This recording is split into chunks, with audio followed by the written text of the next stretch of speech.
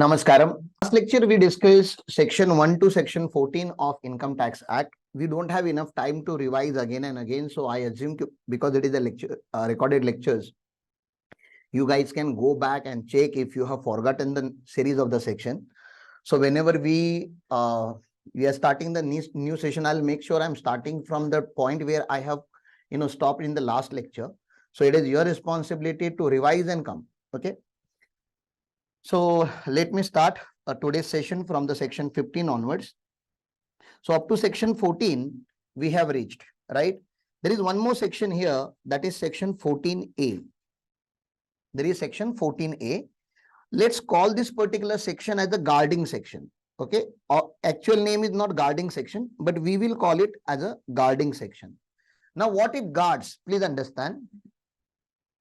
As a person, as a chartered accountant, I have CA firm, practicing CA firm. Okay, many of you might be having practicing consultancy, practicing CA firm, or any business for that matter. It need not to be the CA firm only. It can be any business which is taxable in nature. Okay, definitely this particular business is taxable in nature. And there is one more business that we have, and I wanted to have desperately, like in future. In fact, my dream is that people should introduce me. This is Mr. Ram Patil, and he's one of the farmer of India. Okay, so we wanted to enter into a farming business. So we are having agriculture income. With the general knowledge, at least you know that agriculture income is exempted from income tax. It's not taxable, right? So we have two P&L. These are the two profit and loss account. One is business, taxable. Second one is agriculture, which is exempted. And I am the owner of these two businesses. I'm a proprietor. Okay, so I have two different businesses. Now you tell me, both the businesses will have profit, right? Here also there will be a profit, and here also there will be profit. Now, what an assessee will do, assessee like you and me, who knows the law, what he'll try to do? Will he try to increase taxable profit and reduce exempt profit, or vice versa? Vice versa means increase agriculture profit and reduce taxable profit. Increase agriculture profit को हम बढ़ाएंगे, right? We will increase agriculture profit and we'll try to reduce business profit. Now, how are we going to do that? Forget about income side. Income side is frozen. Why frozen? Because here I have told you there is application of GST. एक बार आपका turnover GST में submit हो गया तो आप income के साथ play नहीं कर सकते. You are not suppose to play with an income. तो इनकम साइड आपकी फ्रीज हो चुकी है. Now what are we going to do? Tell me. हम ये कर क्यों रहे, ये समझ में आ रहा है आपको? Why are we increasing the agriculture profit and reducing the taxable profit? ये क्यों कर रहे हैं? What is the purpose? बोलो. एग्रीकल्चर को बढ़ा रहे, क्यों बढ़ा रहे? एग्जम्प्ट है, मतलब टैक्स नहीं है ना वहां पे. मतलब अल्टीमेटली पर्पस क्या है आप लोगों का? टैक्स बचाना पर्पस है, लीगली हो या इलीगली हो, लेकिन पर्पस क्या है आपका? टैक्स बचाना है. और उसके लिए हमारे दो बिजनेस है, एग्रीकल्चर भी है और टैक्सेबल बिजनेस भी है. Now what people are will do? बताओ. आप इनकम मैंने फ्रीज कर दिया तो आपको इनकम को टच नहीं करना है, एक्सपेंस साइड ही बचा है, तो क्या करोगे आप? एग्री का एक्सपेंस कहां पे डालोगे आप? बिजनेस में. एक्सपेंस एक्चुअली एग्रीकल्चर का होगा, लेकिन आप बुक कहां पे करोगे उसको? बिजनेस में. जैसे हमारे आर्टिकल होंगे साहब, ठीक है ना, सीएफए में तो क्या हो गया हमारे आर्टिकल, उनसे हम खेती करवा के लेंगे, लेकिन सैलरी कहां से जाएगी? मतलब उन्होंने काम फार्म्स पे किया, लेकिन सैलरी कहां से देंगे हम? बिजनेस में से. आप समझ रहे हो ना? दूसरा क्या करेंगे? अभी अपने पास कार है, कार दोनों पर्पज के लिए यूज होगी. दो बिजनेस है तो दोनों पर्पज के लिए यूज होगी ना कार. लेकिन हम डेप्रिसिएशन कहां बुक करेंगे? बिजनेस में बुक करेंगे, वहां हम डेप्रिसिएशन बुक नहीं करेंगे. प्लीज, ट्रैक्टर वगैरह होगा तो उधर ही कीजिए. आप ऐसे नहीं बोल सकते कि हाँ क्लाइंट के यहाँ पे गया था ट्रैक्टर लेके, थोड़ा काम था, अर्जेंट ऑडिट पे गया था, तो उतना नहीं करना. लेकिन कार वगैरह का तो आप इजीली कर ही सकते हो. Telephone, internet expenses, website maintenance, सब कुछ कहां पे आप बुक करोगे? बिजनेस में ही करोगे. आपका ऑडिटर होगा, आपके कंसल्टेंट होंगे, लीगल काउंसिल वगैरह होगी, वो सब भी आप कहां पे बुक करोगे? मतलब करोगे क्या? तुमको समझ में आ रहा है?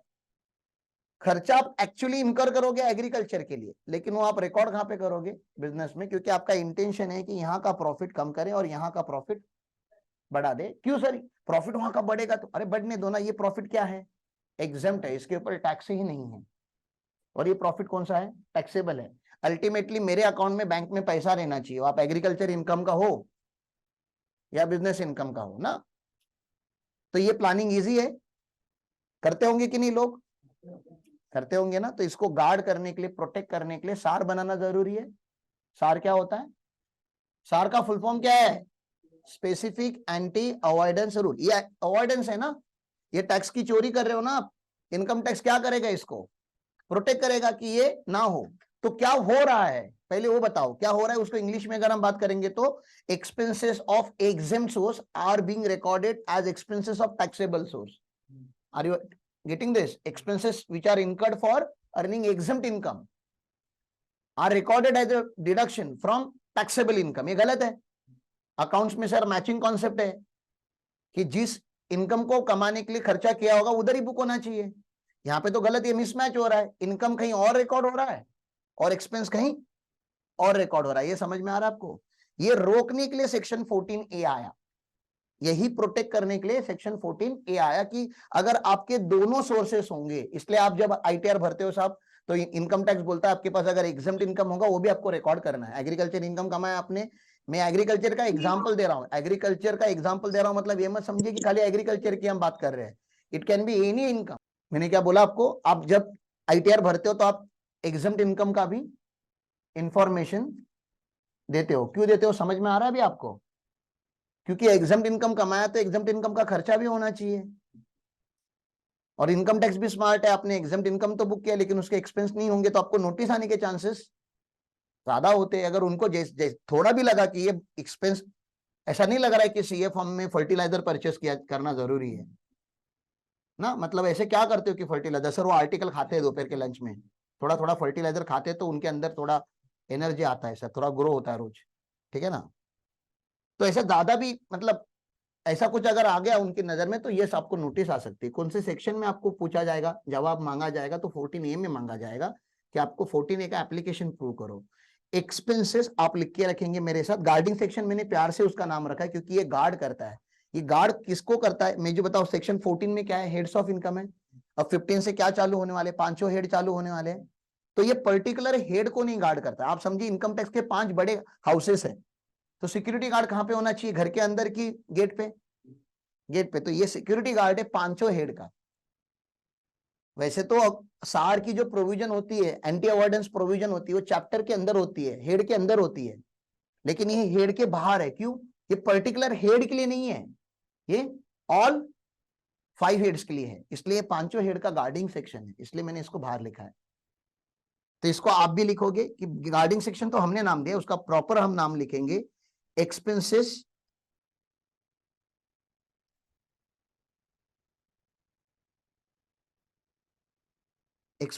incurred to earn exempt income shall not be allowed as deduction under any head.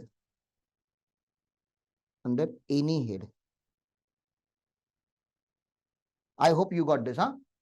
Expenses incurred, मेरा हैंड राइटिंग तो समझेगा नहीं तो प्लीज मैंने जो बोला वो आप समझो। Expenses incurred to earn an exempt income shall not be allowed as deduction under any head. Any head का मतलब समझता है ना, किसी भी हेड में नहीं मिलेगा। हाँ, लेकिन याद रखने के लिए अभी इतना बड़ा पैरा कौन याद रखेगा, तो आपको याद क्या रखना है? Guarding section. सेक्शन 14 का ए क्या करता है? गार्ड करता है, प्रोटेक्ट करता है हमारे पांचों हेड को कि कोई अनवांटेड एक्सपेंसेस उनके अंदर ना घुस जाए। ये अनवांटेड एक्सपेंसेस है ना, अनऑथोराइज एक्सपेंसेस है, मिसमैचिंग है ये इन शॉर्ट एक चोरी है, टैक्स का इवेजन है, इसको रोका जा रहा है यहाँ पे, ठीक है। हमारी भाषा में इसको सार भी हम बोल सकते हैं।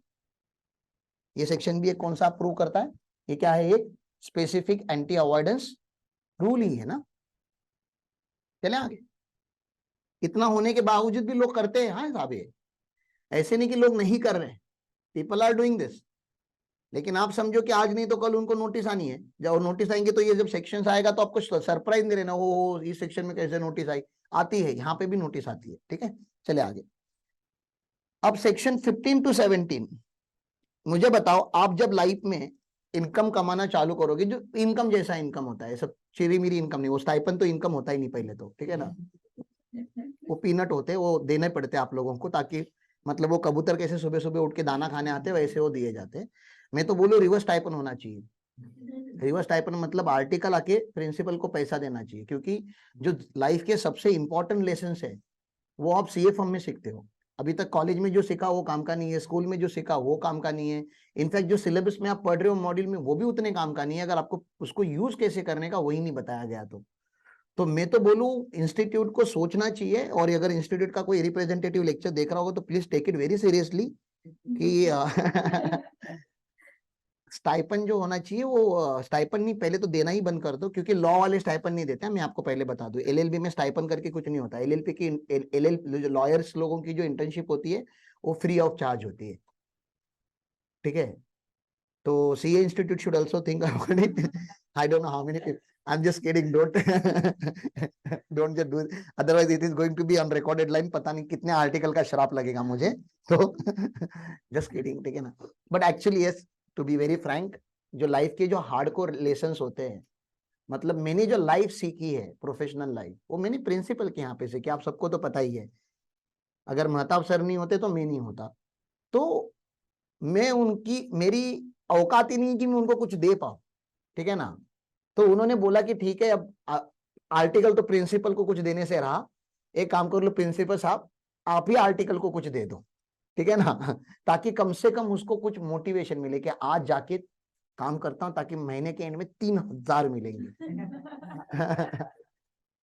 तो एटलीस्ट वो पैसे के लिए आपके पास आए, भले छोट कम तो कम, बट सुबह उठ के आपके ऑफिस में आने की उसके पास एनर्जी आए, और बाद में उसको पता चले कि हाँ यार लाइफ में ये सब सीखना बहुत इंपॉर्टेंट है जो हम यहाँ पे सीख रहे हैं दिन भर, ठीक है। तो ये होने के बाद जिंदगी का पहला सब्सटेंशियल इनकम जो होगा वो कौन से हेड से होगा, मतलब मेजॉरिटी लोगों का। मेजॉरिटी लोग जो पैसा कमाना चालू करते हैं, पहला लाइफ में का पहला कमाने जैसा पैसा जिसमें से कुछ चीजें बनाई जाती है, ठीक है ना, वो होता है सैलरी। तो इनकम टैक्स ने भी पहला हेड ऐसा लॉजिकली ऐसा कुछ तो सोच के समझ के सैलरी रखा होगा, क्योंकि मेरे हिसाब से if I am not wrong 95% plus earning population earns income under the head salary. 95% plus earning population के बाद, टोटल पॉपुलेशन की बात नहीं कर रहा, अर्निंग मतलब आज जो अर्न करते हैं लोग, ठीक है ना, अगर उनका ग्रुप बनाया जाए तो उनका 95% प्लस लोग जो है वो मेरे हिसाब से, मेरे एक रफ एस्टिमेशन के हिसाब से सैलरी के अंडर काम करते हैं। तो यस वी नीडेड पहला head income from salary,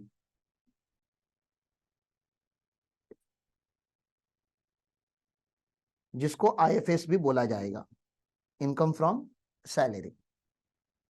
15 to 17 कितना छोटू सा क्यूट सा हेड है नहीं, 15, 16 एंड 17। पढ़ने बैठो तो आपको समझेगा कि अच्छा है, मजेदार है। बताइए सेकेंड हेड कहां से चालू होना चाहिए? सेकेंड हेड तो एचपी, आपको इतना तो पता ही है ना। सेकेंड क्या है? अभी मुझे बताओ, सैलरी कमा लिया आपने, 4 साल 5 साल सैलरी कमा लिया, तो आपकी जो इच्छाएं होती है ना, आपकी जो नीड्स होते हैं, वांट्स होते हैं, जो शौक होते हैं, वो 4-5 सालों में पूरे हो जाते हैं। कपड़े लेने थे आपको, आपने ले लिए, जूते लेने थे आपने ले लिए, मोबाइल लेना था ले लिया, बाइक लेनी थी बाइक ले ली, कार लेनी थी कार ले ली, जो बाइक या कार जो भी आपको चाहिए आपने सब कुछ ले लिया है। अब पैसे हैं आपके पास अभी भी, अब क्या लेने की इच्छा आएगी आपके अंदर? घर लेने की इच्छा नहीं चाहिए, क्योंकि आपके घर वाले आपको कभी भी घर से निकाल सकते हैं, ठीक है ना, और निकाल ही देना चाहिए। अभी तक कैसे रखा है पता नहीं। I need to appreciate them कि कैसे आप इनको, मतलब जिंदगी में एक बार आपने गलती की और इतने सालों से भुगत रहे हो। One mistake and this minute years of punishment. पता नहीं अभी कब आप लोग, ऐसे नहीं, फॉरेन कंट्री का आपको सब कुछ अच्छा लगता है, उनके मूवीज अच्छे लगते हैं, उनके हीरो हीरोइन अच्छे लगते हैं, सब अच्छा लगता है, तो उनका कल्चर भी लो ना। उनके यहाँ पे लोग 18 होने के बाद घर छोड़ देते हैं। आप लोग 25-25 के हो गए, 23-23 के हो गए, कुछ कुछ तो कितने पता नहीं कितने बड़े हो गए, छोड़ नहीं रहे घर, और घर वाले भी निकाल नहीं रहे। निकाल देना चाहिए था आपको। ये नहीं नहीं नहीं, ऐसे नहीं किसी, why should I point somebody, no everybody should understand. यहाँ समझदार को इशारा काफी होता है। इशारों को खाली समझदार मिलना चाहिए, ठीक है ना, मतलब ऑटोमेटिकली डिलीवर हो जाता है। मैं खाली बता रहा था, मजाक कर रहा हूँ यार, ऐसे कुछ नहीं है। अपन लोग जिंदगी बहुत बड़ी जिंदगी बना रहे हैं। आर्टिकल की औकात ही क्या होती है, आज घर से निकाल दिया तो रेलवे स्टेशन पे भी सोने नहीं मिलेगा उसको, ठीक है ना। तो रेलवे स्टेशन पे भी जिंदा रहने के लिए जितना पैसा चाहिए रहता है उतना भी वो नहीं कमाता। हाँ लेकिन ठीक है, आप कभी तो make, in short what I wanted to say, you need to take responsibility. लेकिन सर चलो घर ले लिया हमने, लेकिन घर है फैमिली का, तो क्यों लिया? निकाला भी नहीं जा रहे हो, अच्छा है रिलेशन आपका फैमिली के साथ, तो क्यों घर लिया फिर? इन्वेस्टमेंट ना, घर को रियल इस्टेट बोला जाता है। शेयर मार्केट रियल नहीं है, बॉन्ड मार्केट रियल नहीं है, इनफैक्ट गोल्ड भी रियल नहीं है, क्योंकि इन सबका प्राइजेस कभी भी गिर सकता है। नहीं नहीं सर इतने सालों में नहीं गिरा, अरे भाई जो इतने सालों में नहीं हुआ ऐसा जरूरी नहीं कि कभी नहीं होगा, कभी ना कभी हो ही सकता है सर। लेकिन रियल इस्टेट का भी तो प्राइस गिरा था, 2008 में गिरा था, इमीडिएटली 2 साल में रिकवर भी हो गया। और जमीन और घर होगा आपका तो कभी ना कभी तो वो काम आ ही जाएगी, एक्सट्रीम सिचुएशंस में काम आ जाएगी, ठीक है ना? आपको नहीं, आपकी अगली जनरेशन को काम आ जाएगी किसी ना किसी। तो एक उसको स्टेट नहीं बोलते, उसको रियल इस्टेट बोलते हैं। मतलब जो स्टेट्स में जो सबसे रियल है वो जमीन है, बिल्डिंग नहीं, लैंड। तो जमीन होनी बहुत जरूरी है आपके पास, लैंड होना बहुत जरूरी, भले कितना भी छोटा रहे इस दुनिया में, लैंड एंड बिल्डिंग आपके पास हो। हाँ भी खाली लैंड होगा तो उसका कुछ कर नहीं सकते, तो इसलिए उसके ऊपर कुछ हम कंस्ट्रक्ट करते ताकि एक्सट्रीम सिचुएशन में, अपनी बेसिक नेसेसिटीज में क्या क्या आता है, फूड, शेल्टर, वाईफाई। मैं देख रहा हूँ एजुकेशन तक कित का पहुंच पा रहे हो। हाँ हाँ, आ गया आ गया आ गया आ गया, हाँ चौथे पांचवें लेवल पे आ गया एजुकेशन।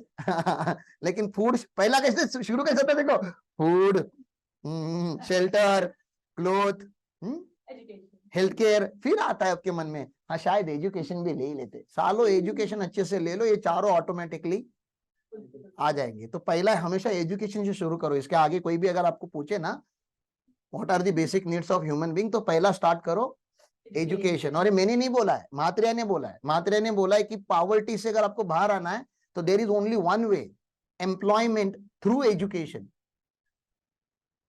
मतलब अल्टीमेटली तो काम ही करना है, लेकिन अगर काम पढ़ के करोगे, पढ़ाई करने के बाद करोगे, पढ़ाई मतलब ऐसा नहीं कि छोटा मोटा पढ़ाई, अच्छे खासे कोर्सेस विच मीन समथिंग, और उसके बाद अगर आप मार्केट में आओगे तो you will create an employment not only for you but people around you, and then you will lift many people out of the poverty. Charity करके, डोनेशन करके, समाज सेवा करके कोई किसी की भी पॉवर्टी आज तक कम नहीं हुई है।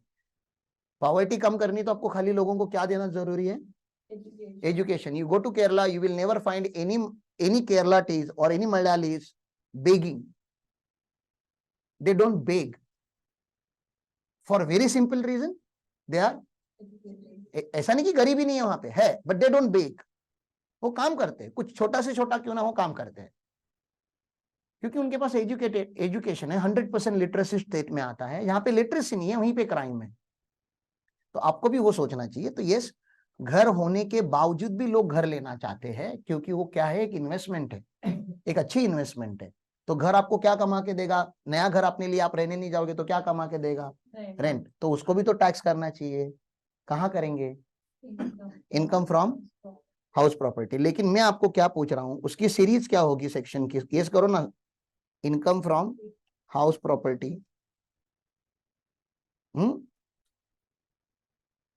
इसको प्यार से हम क्या बोलेंगे? IFHP।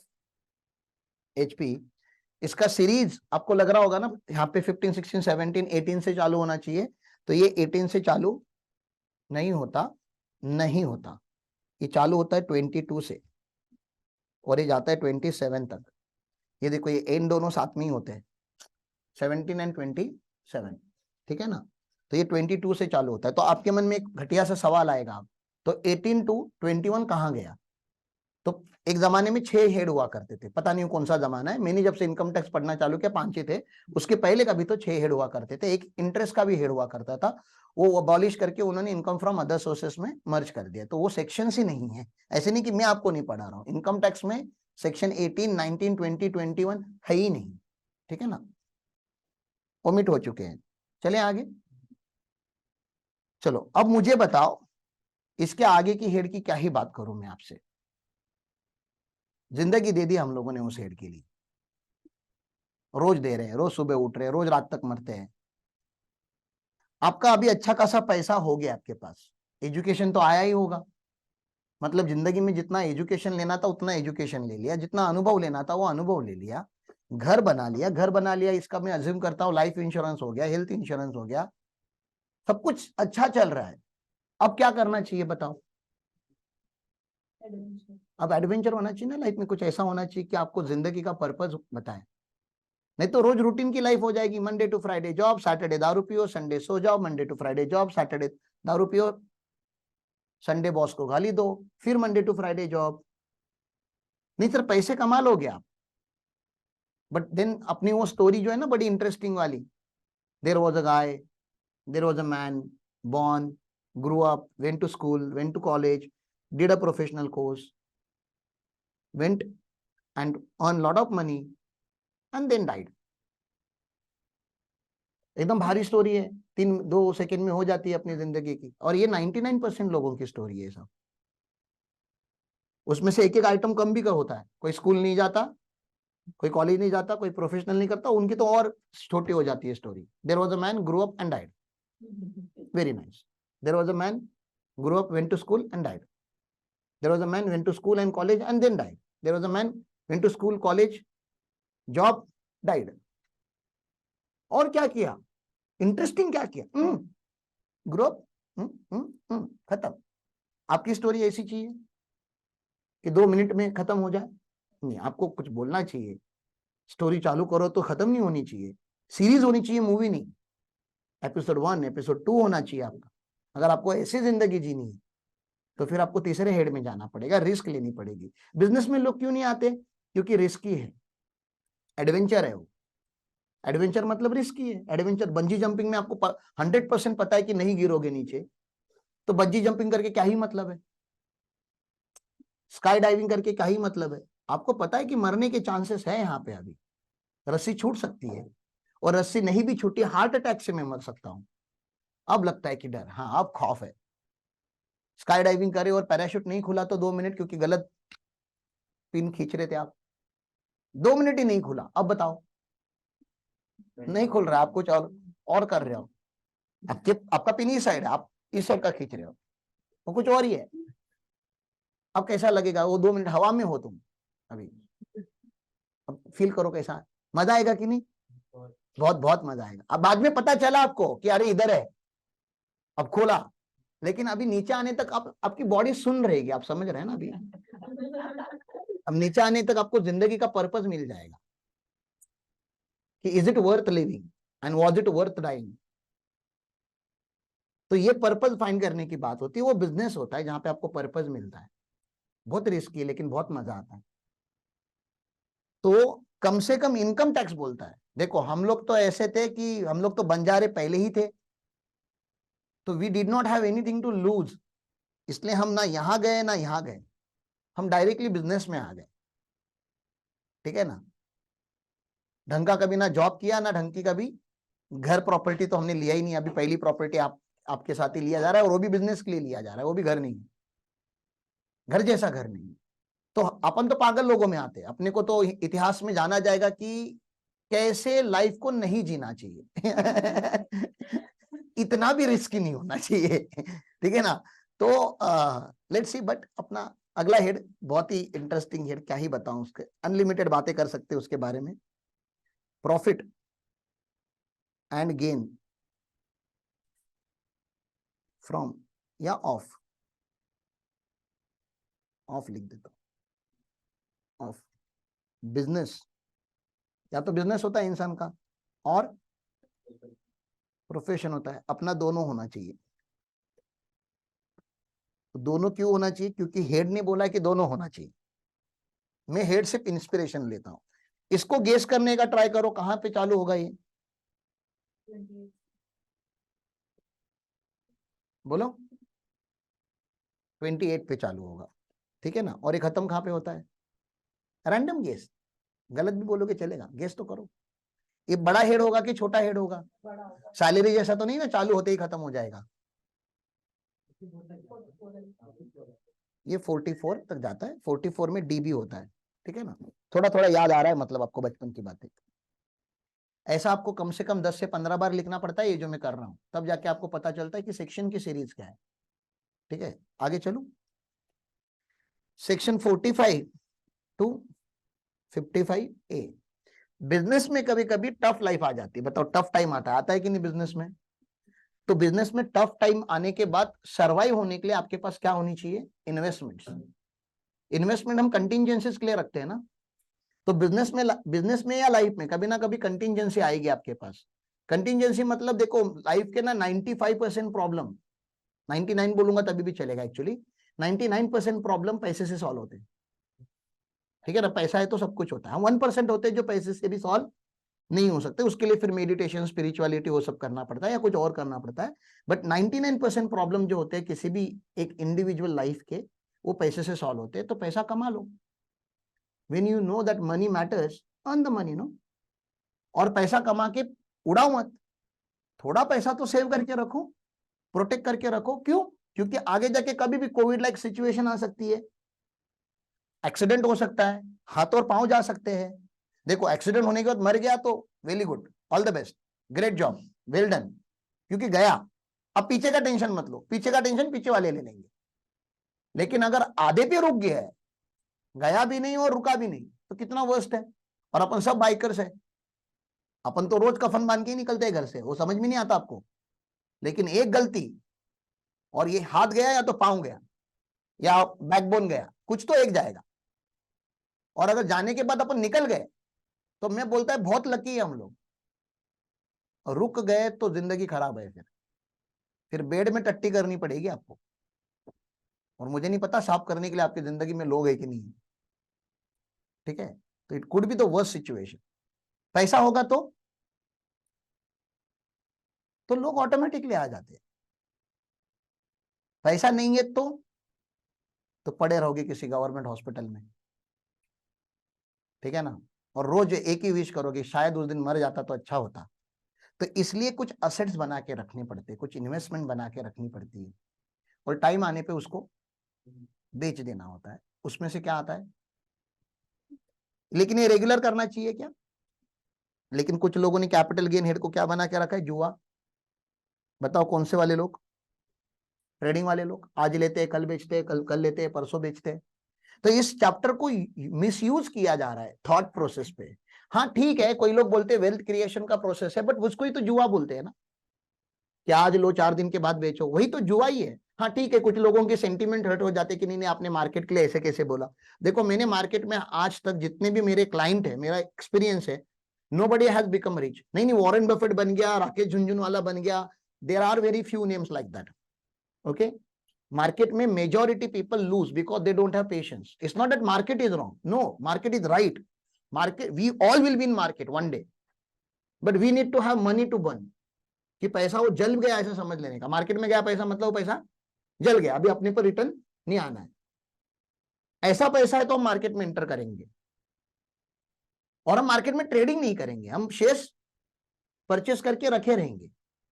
वैसा वाला अगर आप करते हो तो वेल एंड गुड है, आपको इनकम टैक्स अप्रिशिएट करता है। लॉन्ग टर्म कैपिटल गेन अगर मार्केट में होगा तो इनकम टैक्स बोलता है 111A में टैक्स होगा। कौन से सेक्शन में टैक्स होगा?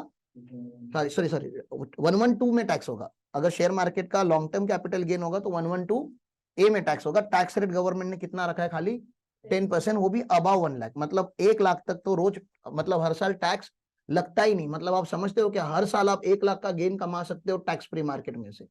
1 लाख का हो गया, रोक दो ट्रेडिंग, अब अगले फाइनेंशियल ईयर में करो। नहीं और करना है तो अपनी वाइफ के नाम से करो, बच्चों के नाम से करो, किसी और के नाम से करो।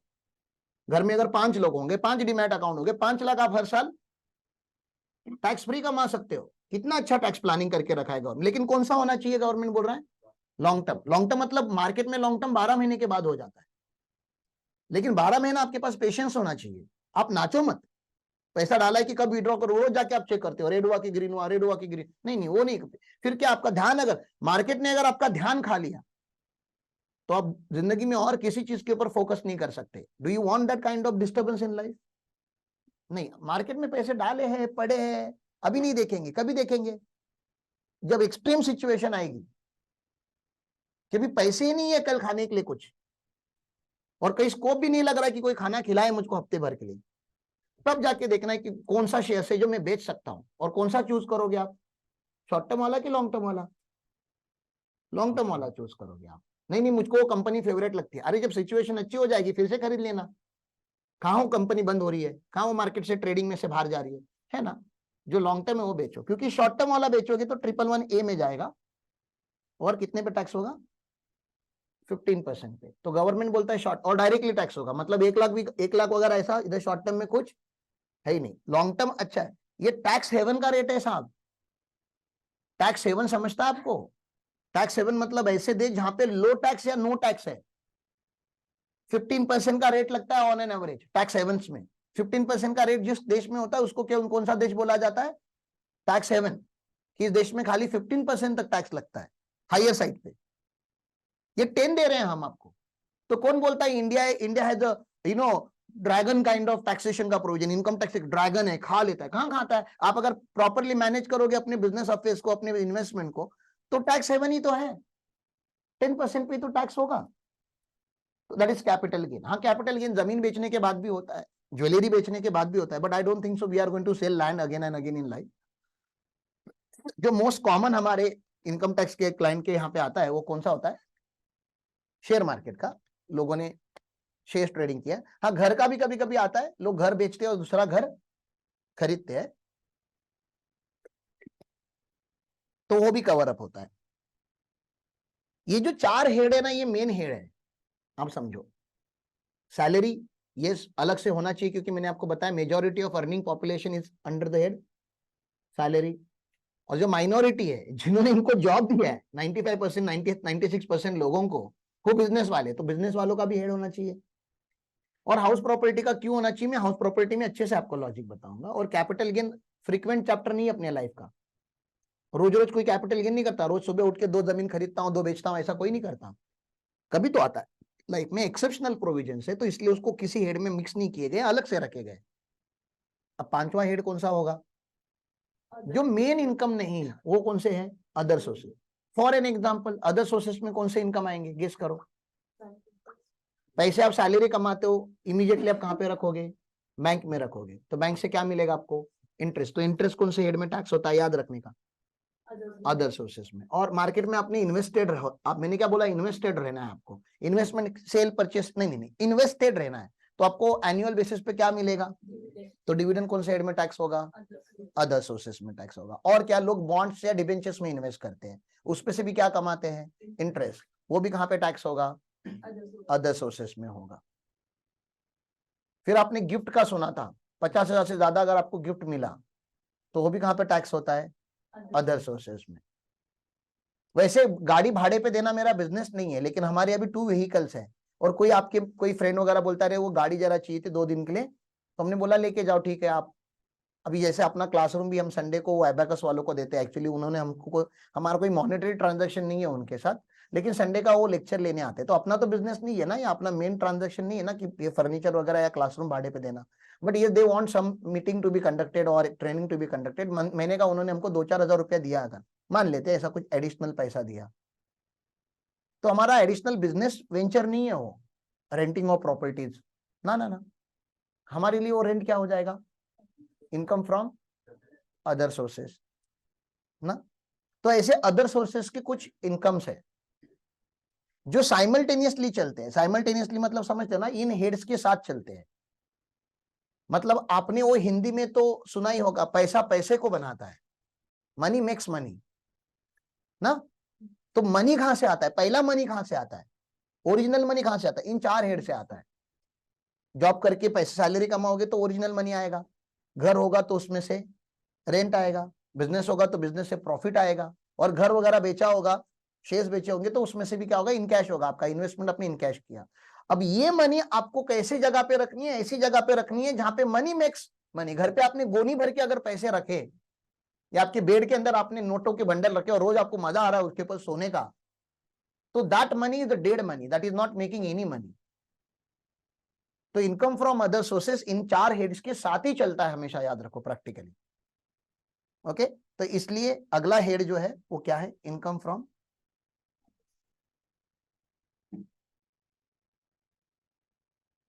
इनकम फ्रॉम अदर सोर्सेस, प्यार से हम इसको बोलते हैं IFOS। इसकी सीरीज कहां पे चालू होगी और एंड कहां पे होगी, 59।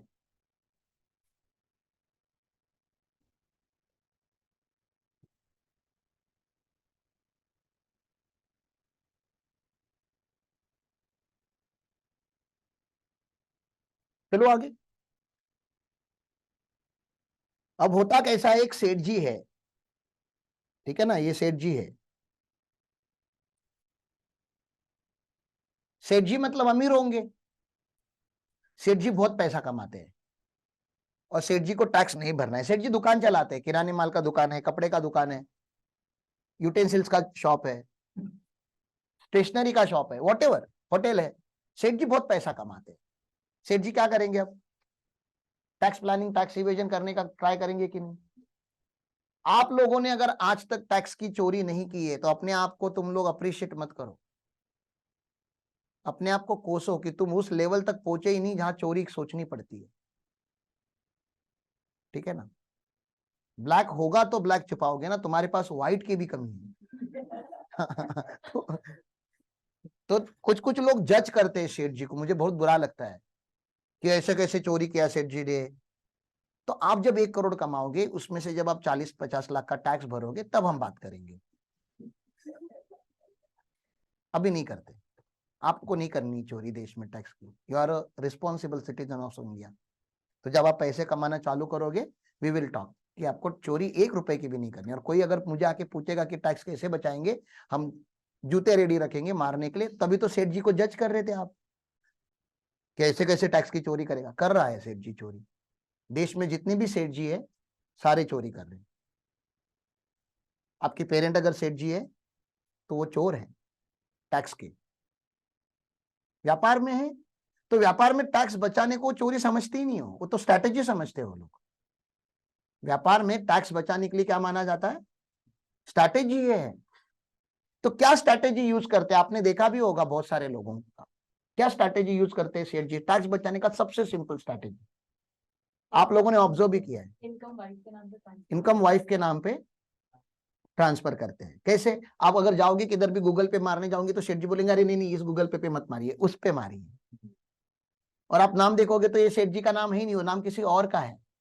तो मम्मा का नाम हो सकता है अगर मम्मा इनकम नहीं अर्न कर रही है तो। रिटायर पापा होंगे तो पापा का नाम हो सकता है, भाई होगा तो भाई का हो सकता है, बेटा होगा तो बेटा, मतलब कोई और होगा। सेठ जी का खाता भर चुका है। अब सेठ जी ने अपना गूगल पे नीचे रखा है और दूसरा गूगल पे निकाला हुआ है। और अब देखोगे तो सेठ जी का 4-5 गूगल पे है, और ऐसा हर दुकान पे होता है। मतलब सेठ जी बड़े स्मार्ट है। सेठ जी दुकान एक ही चला रहे हैं लेकिन इनकम टैक्स को बता रहे नहीं, 5 लोग चलाते हैं, 5 दुकान है हमारे और 5 अलग अलग पैन है। बहुत ही आसान टैक्स की चोरी ना। सेठ जी ने बहुत सारे पैसे कमाए, एफडी किसके नाम पे करेंगे? खुद के नाम पे। तो टैक्स तो आ ही जाएगा ना, 10 लाख के ऊपर जाएगा तो 30% पर टैक्स किसके नाम पे करेंगे? कोई और। तो सेठ जी को हम इनकम टैक्स में हिक्का बोलेंगे। ए हिक्का कराओ, तुम अलग अलग कुछ मत बोलो, हिक्का। हिक्का के सामने सेठ जी हमेशा ढूंढते हैं लिक्का। High income class assessee will always get attracted to low income class assessee. हिक्का का फुल फॉर्म क्या है? High income class assessee will always do the tax planning with low income class assessee. तुम समझ रहे हो ना, तुम लोग जो रिलेशनशिप में हो ज्यादा खुश मत हो, 2 लिक्का मिलके टैक्स प्लानिंग नहीं करते। एक गरीब दूसरे गरीब से बात कर रहा है, बता टैक्स कैसे बचाएं। नहीं लगेगा आप लोगों को टैक्स। 2 हिक्का होंगी तो भी टैक्स प्लानिंग पॉसिबल नहीं है। बताओ क्यों? मेरा भी इनकम 10 लाख के ऊपर है, मेरी वाइफ का इनकम भी 10 लाख के ऊपर चला गया, तो क्या ही टैक्स प्लानिंग करूंगा मैं? लिक्का हिक्का को आके बोल ही नहीं सकता, सुन बे मैं गरीब हूं तू अमीर है, मैं अपना इनकम तेरे नाम पे ट्रांसफर करने का सोचो। तो एक ही सिचुएशन पॉसिबल है, हिक्का will always transfer the income to लिक्का। तो इनकम टैक्स पकड़ता कैसे है? इनकम टैक्स पकड़ता कैसे है? कुछ तो होगा ना, ट्रांसफर किया है सेठ जी ने तो मजेदार। तो सडनली किसी मैडम के नाम पे एफडी आ जाती है, किसी आंटी के नाम पे एफडी आ जाती है बैंक में 50 लाख की, 40 लाख की। और जैसे मैंने आपको बताया था money makes money, income tax का आर्टिफिशियल इंटेलिजेंस जो है, रिस्क असेसमेंट स्ट्रैटेजी जो है, वो ढूंढता है लास्ट 5 साल के रिटर्न, 10 साल के रिटर्न, कि मैडम ने 50 लाख की एफडी बनाई मतलब कहीं से कमाए होंगे, और पिछले 4 साल के रिटर्न नील है, मतलब मैडम ने कमाए नहीं, मतलब अचानक 40 लाख कहीं से आए हैं। तो उनको नोटिस आती है कि बताओ मैडम, आपका एफडी का इंटरेस्ट तो बहुत कम है इस साल, 4-5 लाख ही आपने कमाया, लेकिन वो जो 40 लाख आपने डिपॉजिट की है बैंक में, वो कहां से आए? मैडम को जब आती है नोटिस तो मैडम हाथ, मैडम लोगों का एकदम क्लियर होता है, सिचुएशन आते ही डिनाई नहीं करने का, हाथ दिखाने का, मुझको क्या मालूम कहां से आया, इनको पूछो। अब जो इन होते हैं वो सेठ जी होते हैं, पकड़े जाते हैं। कुछ कुछ लोग तो और भयानक, एकदम भयानक, सुपर भयानक, तुम्हारे आजू बाजू में है भी, मैं नाम नहीं ले सकता अभी रिकॉर्डेड लाइन पे, ठीक है ना। बिल्डिंग हिक्का के नाम पे होती है, बिल्डिंग के मालिक हिक्का होते हैं, लेकिन रेंट वाइफ के नाम पे जमा कर रहे हैं। तुम समझ रहे हो बैलेंस शीट और पीएनएल में कितना बड़ा मिसमैच आ गया? जिसके बैलेंस शीट में असेट है, जिसके बैलेंस शीट में असेट है उस पे रेंट नहीं है, और रेंट ऐसा पर्सन कमा रहा है जिसका इस दुनिया में कोई असेट नहीं है, और इनको लग रहा है इन्होंने बड़ा बढ़िया प्लानिंग किया, एकदम परफेक्ट प्लानिंग किया है, कोई नहीं पकड़ पाएगा। हाँ, वो नहीं ऐसा होता क्या, ऐसा कुछ तो लपा छुपी में मैं किसी को नहीं दिख रहा, मतलब छुपा है इंसान ऐसे एलिमेंट के पीछे, उसको लग रहा है कि वो किसी को नहीं दिख रहा है। या तो बिल्ली का जो आपने कहावत सुना होगा कि बिल्ली जब दूध पीती है तो आंख बंद करके पीती है, क्यों आंख बंद करके पीती है? तो उसको लगता है कि उसको कुछ नहीं दिख रहा, मतलब वो भी किसी को नहीं दिख रही है। तो ये हिक्का वाले जो ये जो धंधे है ना, ये बिल्ली के धंधे है। तुमने आंख बंद की ऐसा तुमको लग रहा है, तुमको कोई नहीं देख रहा है, तुमको सब देख रहे हैं, सबको अक्कल है। और जैसे तुम जैसे शेवड़े अगर 5 मिनट के टैक्स प्लानिंग के सेशन में यहां तक पहुंच पाए, मतलब तुमको पता चल गया कि ऐसा सब हो रहा है, तो मुझे आपको खाली एक ही सवाल पूछना है। जो 1961 से इनकम टैक्स डिपार्टमेंट काम कर रहा है, 40-40 साल के एक्सपीरियंस लोग हैं अभी इनकम टैक्स के डिपार्टमेंट में, उनको नहीं पता होगा ये कि लोग ये करते हैं, तो रोकने के लिए कुछ तो किया होगा। तो क्या करते पता है? क्लबिंग करते हैं ये लोग। क्या करते हैं? क्लबिंग। नाम क्लबिंग हम लिखेंगे, एक्चुअल नाम क्लबिंग नहीं, लेकिन हम हमारे नाम लिखेंगे, मतलब हमारे मतलब उसको क्लबिंग भी बोलते हैं, तो इसको बोलते हैं clubbing of income. Clubbing of income मतलब क्या, कि किसी और का इनकम उठा के आपकी इनकम में क्लब किया जाएगा। मतलब वाइफ ने इनकम कमाया हुआ है, वो वाइफ के हाथ में टैक्स नहीं करके हस्बैंड के हाथ में टैक्स होगा। मुझे बताओ, ये सेकंड स्टेप आपको यहाँ पे लॉ में पढ़ाया जा रहा है, पहला स्टेप आपको समझ में आ रहा है ना? ऐसा क्यों हो रहा है? वाइफ का इनकम हस्बैंड के हाथ में आके क्यों टैक्स हो रहा है? क्योंकि हस्बैंड ने वो इनकम वाइफ के नाम पे पहले ट्रांसफर किया, मतलब पहले चोरी हुई होती है, डिपार्टमेंट खाली उसको क्या लगा रहा है? एंटी चोरी। अब आप लोगों का प्रॉब्लम समझ में आ रहा है? जब आप एज अ स्टूडेंट इसको पढ़ते हो तो आप डायरेक्टली एंटी चोरी पढ़ते हो, और फिर आपको लॉजिक ही नहीं समझते। कैसे समझेंगे? लॉजिक समझने के लिए पहले प्रैक्टिकल दुनिया पता होनी चाहिए कि चोरी हो कैसे रही है, पहले उसका नॉलेज होना चाहिए। जिस दिन आपको उस चीज का नॉलेज आ गया कि मार्केट में चोरी कैसे हो रही है, जो जो चोरी आप लोग सोच सकते हो, कितना भी सोचो, आप बाप बन जाओ इनकम टैक्स के, जो जो चोरी आप सोच सकते हो उसके लॉ में एंटी चोरी है, ऑलरेडी है। आपको दिखना चाहिए बस। आपको दिखना तब चालू होता है जब आप चोरी समझना चालू करते हो, ठीक है ना। तो क्लबिंग ऑफ इनकम ये कहां पे चालू होता है? सेक्शन 62, 65। माइनर के नाम पे एफडी रखी है आपने, घर पे 2 साल का बेटा है, उसके नाम पे 1 करोड़ की एफडी है, बताओ। अब उसको कहां शीशी करना है वो नहीं समझ रहा है, लेकिन उसके नाम पे 1 करोड़ का एफडी है। किसके हाथ में टैक्स होगा? पेरेंट के हाथ में। पेरेंट बोले तो मिनिमम कितने, बायोलॉजी तो बताओ। तो 2 में किसके हाथ में टैक्स होगा? मामा के हाथ, पापा? जो हिक्का होगा। एकदम सिंपल है ना, जिंदगी कितनी आसान है, देखो दोनों में जो कौन होगा? हिक्का होगा। तो मम्मा भी हिक्का हो सकती है आज की तारीख में। अगर किसी लुखे से शादी करोगे तो मम्मा तो हिक्का होगी ना। हाँ, आजकल की माओ को घर भी चलाना पड़ता है। हाँ? चलो आगे चलते हैं।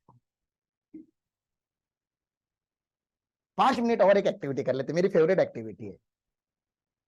थोड़ा टाइम चला जाएगा लेकिन आप कर लो अभी अभी, नाश्ता नहीं, एक्टिविटी। सालों फूड के ऊपर बड़े फोकस रहते हैं। हाँ, बोला है। एक एक्टिविटी कर लेते हैं, सोचो, अच्छे से सोचो लेकिन, और मुझे आप लोगों से सुनना है कि आप कितना अच्छे से सोच पाते हो। आपके पास 100 करोड़ है, आपके पास 100 करोड़ है कैश में। नहीं नहीं, सोचो सोचो, नहीं नहीं सोच लो कभी आएगा तो आप सोचो, आप अपने ऐसे व्यापार में हो, आ सकते हैं, पहले बता रहा हूं वो एग्रीकल्चर के थ्रू तो आ ही सकता है। 100 करोड़ है आपने कमाए हैं, ऑब्वियसली आपने ब्लैक में कमाए हैं। ब्लैक में क्यों कमाए? क्योंकि आपको जीएसटी नहीं भरना था, आपको इनकम टैक्स नहीं भरना था। अच्छा, आपने इलीगल काम नहीं किया है। एक होता है ब्लैक मनी और एक होता है इलीगल मनी। इलीगल मनी मतलब आपने कोई क्राइम कमिट किया है, जैसे ड्रग्स का स्मगलिंग करना, ये कौन सा है? इलीगल काम है, ठीक है ना। या गोल्ड का स्मगलिंग, कोई भी गोवा से आप दारू लाके इधर बेच रहे हो क्योंकि गोवा में सस्ती मिल रही है, यहाँ पे महंगी मिलती है, तो बहुत अच्छा बिजनेस है ना। रोज आप गाड़ी लेके जाओ, दारू का मतलब उठाओ, टेम्पो भर के यहाँ पे आओ, बीच में पुष्पा बनना है, मतलब आपको ना, महाराष्ट्र का पुष्पा, वो चंदन बेच रहा था, तुम दारू बेचो, बाजू में तो मिलती है। रोज सुबह जाने का, एक ट्रक भर के दारू लाने का, और बीच में सब सेटिंग, पता है आपको, सेटिंग तो लगती है हर जगह पे, ठीक है ना। सेटिंग लगा देने का और आपका ट्रक रिलीज हो जाएगा। ऐसा आप रोज करते रहो, एक एक ट्रक भर के माल रोज लेकर आओ, तो बढ़िया बिजनेस है नहीं। तो ये इलीगल बिजनेस है। आपने इलीगल बिजनेस नहीं किया है, अनएथिकल बिजनेस नहीं किया, आपने क्रिमिनल एक्टिविटी नहीं की है, व्यापार ही किया है आपने, नॉर्मल व्यापार। चावल बेचे हैं, गुड्स बेचे हैं, सर्विसेज दी है, लेकिन आपने ब्लैक मनी कमाया हुआ है। ब्लैक मनी मतलब अनटैक्स मनी। वो गांधी जी ब्लैक नहीं होते उसके ऊपर के। ब्लैक मनी और व्हाइट मनी आइडेंटिफाई नहीं होता है ऐसे देख के, मनी मनी होता है नहीं, खाली आपने टैक्स नहीं भरा है उसके ऊपर, इसलिए उसको क्या बोला जाता है? Black money. यहां तक क्लियर है? अब इसको आपको यूज करना है, खत्म करना है, मतलब कैश नहीं रखना है। आपके सामने अभी 100 करोड़ है, क्या करोगे अभी आप इसका? प्लीज ये तो मत बोलो बैंक में जमा कर देंगे, प्लीज। उतना तो मैं आपसे एक्सपेक्ट कर रहा हूं, उतना तो मैच्योरिटी है आप लोगों में कि 100 करोड़ अगर जमा हो जाए। अच्छा, मैं बात 100 करोड़ की कर रहा हूँ, it can be 1 crore also. मैं 100 करोड़ जानबूझ के बोल रहा हूँ क्योंकि 1 करोड़ तो आप लोग अभी इतने तो स्मार्ट हो ही गए हो कि 1 करोड़ तो आप डाइजेस्ट कर ही लोगे। कोई बोलेगा मेरे पास 1-2 करोड़ का ब्लैक मनी है, उतने तो तुम स्मार्ट हो गए हो, कहाँ टेंशन ले, लाओ इधर लाओ 1 करोड़ ही खत्म करना है ना, कर दूंगा लेकिन 100 करोड़ खत्म करने, बताओ कैसे करोगे? है अभी आपका ही है 100 करोड़, क्या करोगे? स्टार्ट करते, चलो सोचो, बोलो। अरे कुछ तो बोलो, मैं आपको आंसर दूंगा ना कि कैसे नहीं करना है। देखो, मैं आपको गलत चीजें नहीं सिखा सकता, सही तो सिखा सकता हूं ना गलत तुम सोचो सोचो सोचो क्या करोगे?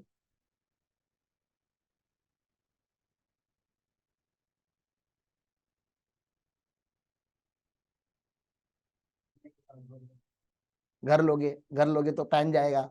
अभी आपने घर का रजिस्ट्री में आप आए नहीं, पैन आधार सब ले लेते हो लोग, ठीक है ना। रजिस्ट्री हो जाएगी तो बात वही होगी कि जो कमा नहीं रहा है उसके पास अचानक से पैसे कहाँ से आ गए कि साउथ बॉम्बे में उसने घर ले लिया, या किधर भी दुनिया में घर लिया, तो पकड़े जाओगे।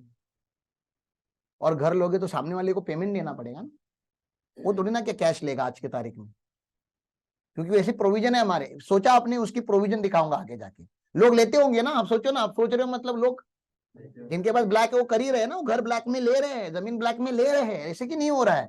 आगे पकड़े जाओगे, सेक्शन दिखाऊंगा, 50C करके एक सेक्शन है जो कान के नीचे बजाएगा बहुत अच्छे से, कैपिटल गेन में सेलर को, और सेक्शन 56 करके जो बायर को, दोनों की बैंड बजाया जाता है जब पकड़े जाते हो तो। और तो घर नहीं ले सकते, जमीन नहीं ले सकते।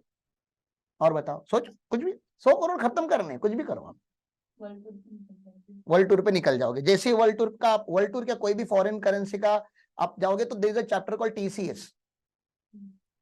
कौन सा चैप्टर है? टीसीएस।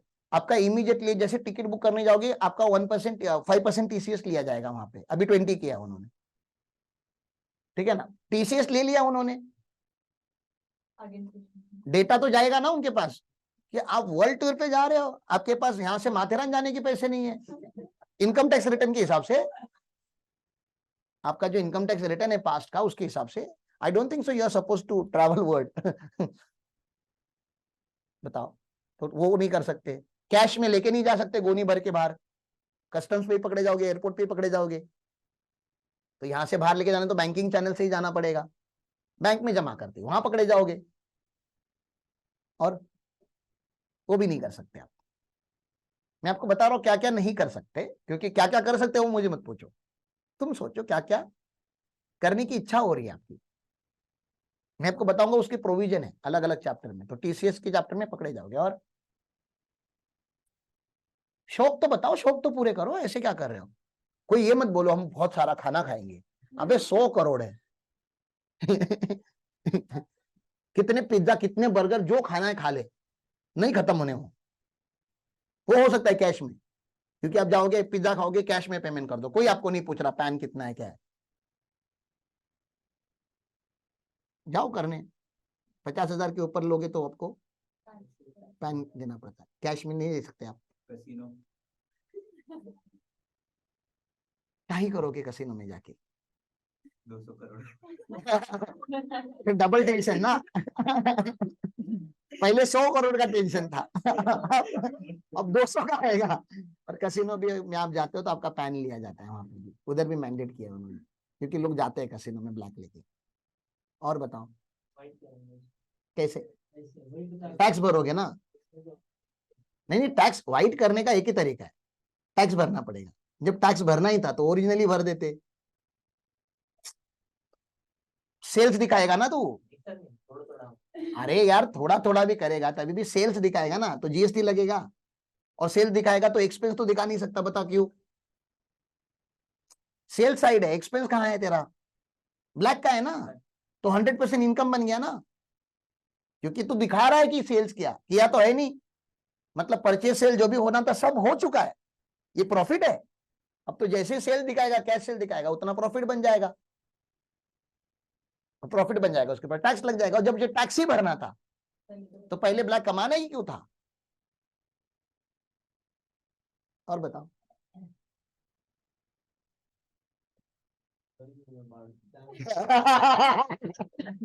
बस ऐसे अमीर मिलने चाहिए। जब गरीबों में बांटना ही था तो हराम को टैक्सी भर देता ना। वो भी गरीबों में ही जाता है। कुछ नहीं लेते, गरीबों में ही जाता है। नहीं लेते, वो भी गरीब ही है ना जो ले रहा है। हाँ, और बताओ।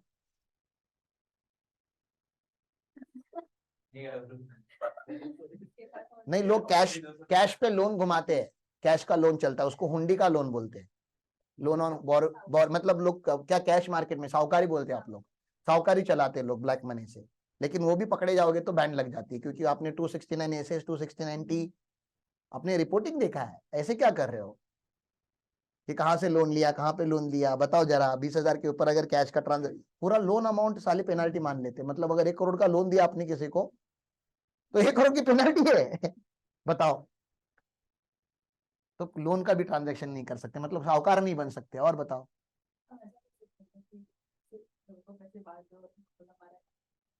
हाँ ऐसा कर सकते ना, करते ऐसे ही है, वो भी तो वही बता रहा था, पकड़े जाओगे ना, वही तो दिखाऊंगा आपको आगे जाके। तुमको जो जो सोचना है सोचो।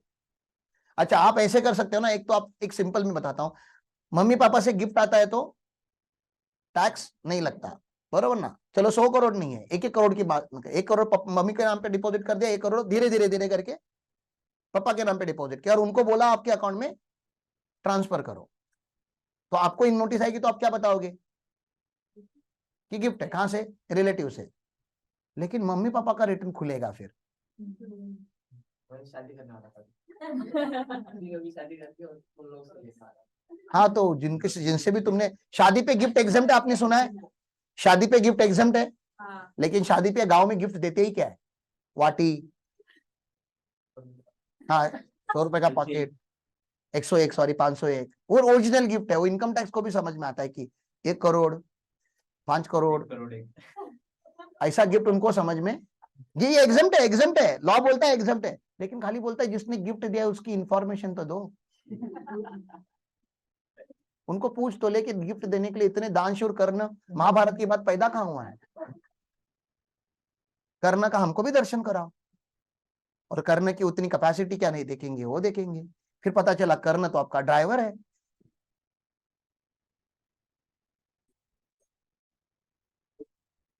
और ड्राइवर को पूछा बता तेरे पास कहां से, मालिक ने दिए। ड्राइवर कहां तक झूठ बोलेगा रे? वो तो बोल ही देगा ना कि भाई मेरे को क्यों लेके जा रहे हो, मेरा तो कुछ है ही नहीं, मैं सब सच बताता हूँ और भी बताता हूँ। गाड़ी तो लेने की इच्छा करती है कि नहीं, 100 करोड़ अगर है तो क्या नानो लोगे? तो मर्सिडीज वर्सिडीज ऐसा कुछ लेंगे? टीसीएस लगता है गाड़ियों पे, टीसीएस लगता है।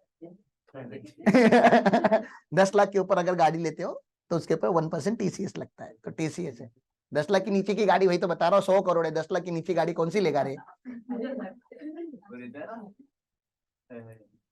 बता। सुजुकी। तो अरे तो जब तो एक से ज्यादा जब गाड़ियां लेगा तो रजिस्ट्री होगी तेरे नाम पे। हाँ तो धीरे, कितना धीरे धीरे लेगा? 100 करोड़ खत्म करने हैं। और वो तो दुकान में क्या लेके जाएगा तू? कैश? ये लो सर, 2 टेम्पो दे दो। अरे हाँ हाँ हाँ, और हाँ हाँ हाँ हाँ हाँ हाँ हाँ, नहीं बोलने दो, हाँ हाँ, नहीं नहीं नहीं चलेगा, ठीक है। हाँ उन्होंने बिजनेस के 100 बिजनेस खोले, 100 हो गया, हाँ तो बिजनेस करो, लोगों को भी मतलब एम्प्लॉयमेंट दे दी, यस, लोगों को भी दे दी, हाँ थोड़ा बहुत गवर्नमेंट को भी दे दिया, हाँ खुशी खुशी हाँ, तो वो जब तुझको देंगे तो क्या नाम से देंगे? को नहीं देंगे। तो किसको देंगे?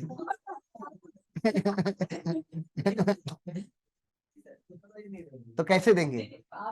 तो 100 करोड़ का एक दिन 200 करोड़ हो जाएगा, तो वो 200 करोड़ कैसे खर्चा करेगा? और 200 धीरे धीरे करके पूरा पॉपुलेशन ले लेंगे। जाने दो, बहुत टाइम हो गया। अब ये सवाल इनकम टैक्स खत्म होने तक आप सोचते रहो, इनकम टैक्स के सारे लेक्चर खत्म होने तक सोचते रहो ये सवाल, कि अगर सच में किसी के पास ब्लैक हो, कल तुम लोग ऑफिस में बैठे और एक क्लाइंट आ जाए और तुमको बोले कि मेरे पास है 100 करोड़, बताओ क्या करना है? 100 हो, 50 हो, 5 हो, 1 करोड़ हो, तो तुमको पूरा इनकम टैक्स पढ़ के ढूंढना है कि वो कहां कहां मरेगा, क्योंकि जो वो सोचेगा उसका काउंटर लॉ इनकम टैक्स में ऑलरेडी है। ये समझा, ये बैकग्राउंड है आपका। क्यूरियोसिटी कैसे पैदा की देखो, आपको इनकम टैक्स पढ़ने में क्या होनी चाहिए? क्यूरियोसिटी होनी चाहिए, इंटरेस्ट होना चाहिए। अभी इंटरेस्टेड है कि नहीं? अभी भी अगर नहीं हो तो 1 करोड़ जिस दिन आएंगे सच में ब्लैक, उस दिन इंटरेस्टेड हो ही जाओगे ना। हाँ, तो तब तो इनकम टैक्स पढ़ ही लोगे कि क्या नहीं करूं। सर ने बताया तो था कि कुछ तो लिखा है इनकम टैक्स में, अब पढ़ता हूं चैप्टर नंबर 1 से लेके लास्ट तक, किधर ना किधर तो कुछ ना कुछ लिखा होगा। ढूंढोगे तो मिल भी जाता है कि क्या करना है, लेकिन जैसे जैसे आपको वो मिलते जाएगा वैसे वैसे समझो इनकम टैक्स भी ढूंढ रहा है। और अगर सार नहीं होगा, सार से आप लोग जो भी बोल रहे हो उसके लिए तो ऑलरेडी सार है लॉ में, ठीक है ना, ऑलरेडी उसके एंटी प्रोविजन बताए। मैं बता रहा हूं एकदम एक्सट्रीम लेवल पे जाके आपने सोचा, ऐसा कोई आइडिया लेकर आ गए जो अभी तक इनकम टैक्स ने पकड़ी हुई नहीं है, ठीक है ना, तो गार लगेगा। सार से बच जाओगे तो गार है। गार अभी इंप्लीमेंट नहीं हुआ है डोमेस्टिक लेवल पे, मैंने पहले भी आपको बताया था, लेकिन आज कल 2 साल में 3 साल में जनरल एंटी अवॉइडेंस रूल्स जब एक्चुअली इंप्लीमेंट होंगे, एक बहुत बड़ी इनकम टैक्स की टीम होगी जो खाली उन लोगों को ढूंढेगी जो सार से एस्केप मार के बच रहे हैं। कुछ ना कुछ लोग बच रहे हैं अभी भी देश में हमारे, मतलब वो उतने स्मार्ट है। क्योंकि आप जब मनी हाइस्ट देखते हो तो आपको लगता है हीरो ये लोग हैं जो चोरी कर रहे हैं, लगता है कि नहीं? आप धूम देखते हो तो आपको ऋतिक रोशन हीरो लगता है ना, या आमिर खान का देखा होगा तो आमिर खान हीरो लगता है आपको। और क्या क्या आपने देखा है जिसमें चोरी होती, मनी हाइस्ट है, वो है अपना fast and furious. Fast and furious में ये जो लोग है वो कौन है? चोर लोग हैं, और आपको वो हीरो लगते हैं। मतलब तुम्हारे खून के अंदर का डीएनए क्या है, समझ में आ रहा है क्या आपको? तुमको पुलिस देख के अट्रैक्शन नहीं हो रहा, हाँ हाँ I will become the officer, तुमको चोर बनने में मजा आ रहा है बस, इसलिए तुम लोग इस कोर्स में हो।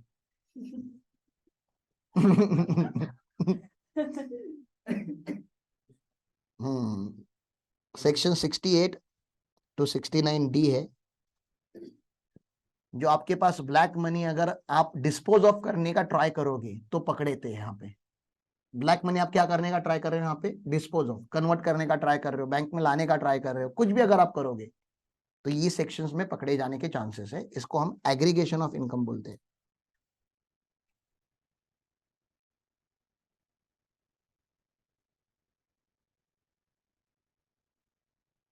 ये जो क्लबिंग ऑफ इनकम है ये एंटी इवेजन है। एंटी इवेजन मतलब समझ रहे हो ना, कि ये इवेड ना हो पाए, और ये एंटी ब्लैक मनी है।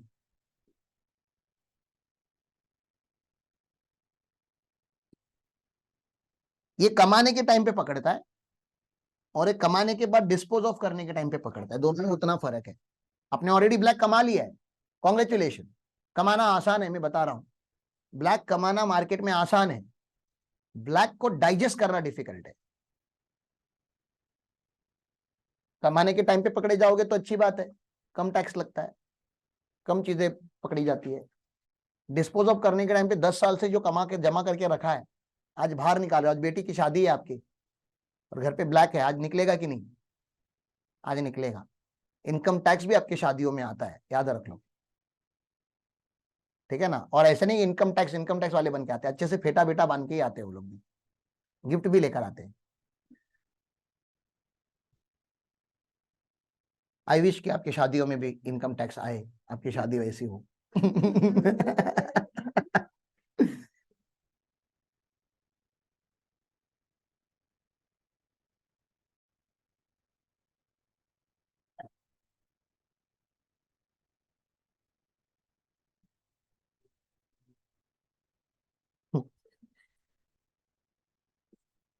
अभी अगला एक चैप्टर है जो is very close to my heart. Mahtab sir ने मुझे बोला है, बहुत बार बताया है, do not repeat your past because there nothing to be repeated. मतलब अपने माइंड में don't relive those memories. Mahtab sir ने मुझे बताया और मैं आप लोगों को बताने का ट्राई कर रहा हूं कि पास्ट अगर अपना ब्यूटीफुल होता तो उसको रिलीव करना चाहिए। मतलब you can go to the past and remind those beautiful moments happened in your life and be happy about it. अपना पास्ट तुम लोग जरा 2 मिनट अगर जरा सोचने का ट्राई करोगे तो दर्द ही दर्द भरा है। तो लाइफ में अप्स एंड डाउन होने चाहिए ना, सबके होते हैं, लेकिन हम लोगों का प्रॉब्लम क्या है पता है? It is the down after down and down after down. No up. हाँ हाँ, नेगेटिव मतलब इतने की चार्ट के बाहर निकल गए। ग्राफ में जो डाउन का चार्ट, अप एंड डाउन का चार्ट बनना था, ग्राफ के नीचे आ चुके हम लोगों ने अच्छी जिंदगी नहीं जी अब तक, उसका कुछ भी नहीं किया जा सकता। Can we do anything? Past जो था वो था, लेकिन सर ने ये नहीं बोला कि भूल जा। मुझे सर ने कभी ये नहीं बोला कि फॉरगेट एवरीथिंग। ना ना ना ना ना, पास्ट को भूलना नहीं होता, उसको रिपीट नहीं करना होता, उसको रिलीव नहीं करना होता, लेकिन याद रखना पड़ता है, क्योंकि अनुभव वहीं से आएगा। दूसरा, हमारे प्रोफेशनल एग्जाम में बच्चे आते हैं, सीए में सीएस करने आते हैं, या व्यापार में आते हो, बिजनेस में आते हो, तो गारंटीड सक्सेस है क्या हमारे यहाँ पे? गारंटीड मिलेगा ही मिलेगा, ऐसा गारंटी है क्या? व्यापार में हो या प्रोफेशनल लाइफ में हो। इनफैक्ट पर्सनल लाइफ तक भी मैं जा सकता हूं, but because I am not teaching you personal life के लेसन्स, तो आई रिस्ट्रिक्ट माय डिस्कशन देयर। कि किसी के साथ आप रिलेशनशिप में आते हो तो देयर इज नो गारंटी कि आपको आपने जिस इंटेंशन से वो रिलेशन चालू किया था उसमें वो मिलेगा ही मिलेगा। व्यापार में भी प्रॉफिट मिलेगा ही मिलेगा, ग्रोथ मिलेगी ही मिलेगी। गारंटीड होता तो सब करते। तो आपने अटेम्प्ट दिया, एग्जाम की बात करते हैं क्योंकि आप एग्जाम के लिए भी प्रिपेयर हो रहे हो, और फिर बिजनेस की भी बात करेंगे। आपने अटेम्प्ट दिया और आपको 32% आया। पासिंग परसेंटेज कितना है? 50। 40 मत बोलो, वो सब्जेक्ट वाइज है, एग्रीगेट में तो कितना आना चाहिए? आपको 32% आया। आपके रिजल्ट पे क्या लिख के आएगा? फेल ना। लेकिन आप अपने नजरों में फेल हो या पास हो, अपनी इंडिविजुअल नजरों में आप पास हो। क्यों? क्योंकि इस अटेम्प्ट के पहले आपके पास कितना परसेंट नॉलेज था? 0। अब आपने 1 साल, 1.5 साल, 2 साल, जितना भी टाइम आपने डाला उस कोर्स को बनाने के लिए, अब आपके पास कितना परसेंट नॉलेज आया? 32 is far better than 0, no? तो जब हम एक्सप्लोरर की बात करते हैं, हम घूमने की बात करते हैं, there is nothing in the destination, never. Himalaya के टॉप पे कुछ नहीं है। जो भी अभी हमारे साथ आए उनको पूछो, टॉप पे क्या था? बर्फ, आइस। कहां तक? सब जगह। तो वहां क्यों गए थे? बस वही देखने। सेटिस्फेक्शन कैसे मिलेगा? ये देखने यहाँ इतना आया था, इतना दूर आया था मैं। तो पिकनिक का सिंपल सा नियम होता है, it's never about destination, it's always about the journey and the people with whom you are travelling. क्योंकि जर्नी हैप्पी होगी, खराब होगी, वो उन लोगों के ऊपर डिपेंड है जिनके साथ आप ट्रैवल कर रहे हो। तो प्रोफेशनल डिग्री भी एक ऐसी चीज है, जब आपको मिल जाएगी ना। कल ही मयूर ने मेरे सर्टिफिकेट सारे कबर्ड से निकाले थे, हम लोग हंस रहे थे देखिए कि इन कागजों की क्या ही वैल्यू है। अभी तक फ्रेम बनाया नहीं, बताओ। सीए बन के 8 साल हो गए, ऑफिस में अभी 8 साल हो गए, वो कागज किसी कोने में पड़े रहते हैं। 8 साल से हम सोच रहे हैं कि एक दिन फ्रेम बनाएंगे सीए डिग्री की, और ऑफिस में किधर तो लटकाएंगे, क्योंकि बहुत सारे लोगों को ये सवाल है कि ये सीए है कि नहीं। कम से कम डिग्री दिखाऊंगा, देखिए ओरिजिनल है। गूगल कर पे देख सकते हो, सीए इंस्टीट्यूट की वेबसाइट पे जाके भी देख सकते हो, मैं है सीए है।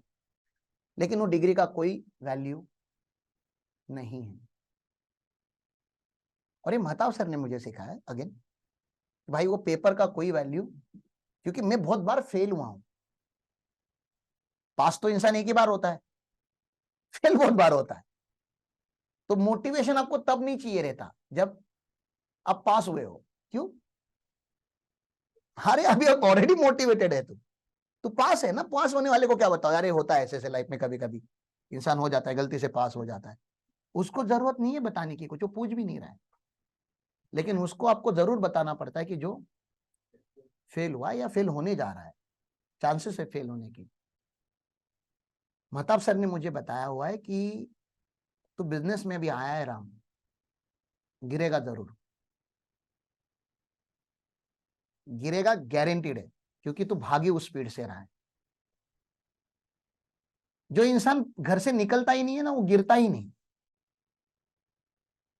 तो कोई अगर बहुत प्राउड फील कर रहा है कि मैंने लाइफ में तो बड़ा फेलियर देखा ही नहीं, आपने कुछ बड़ा किया ही नहीं। If you do not want to be criticize, बोलते हैं ना, if you don't want to be criticize, do nothing, say nothing, think nothing.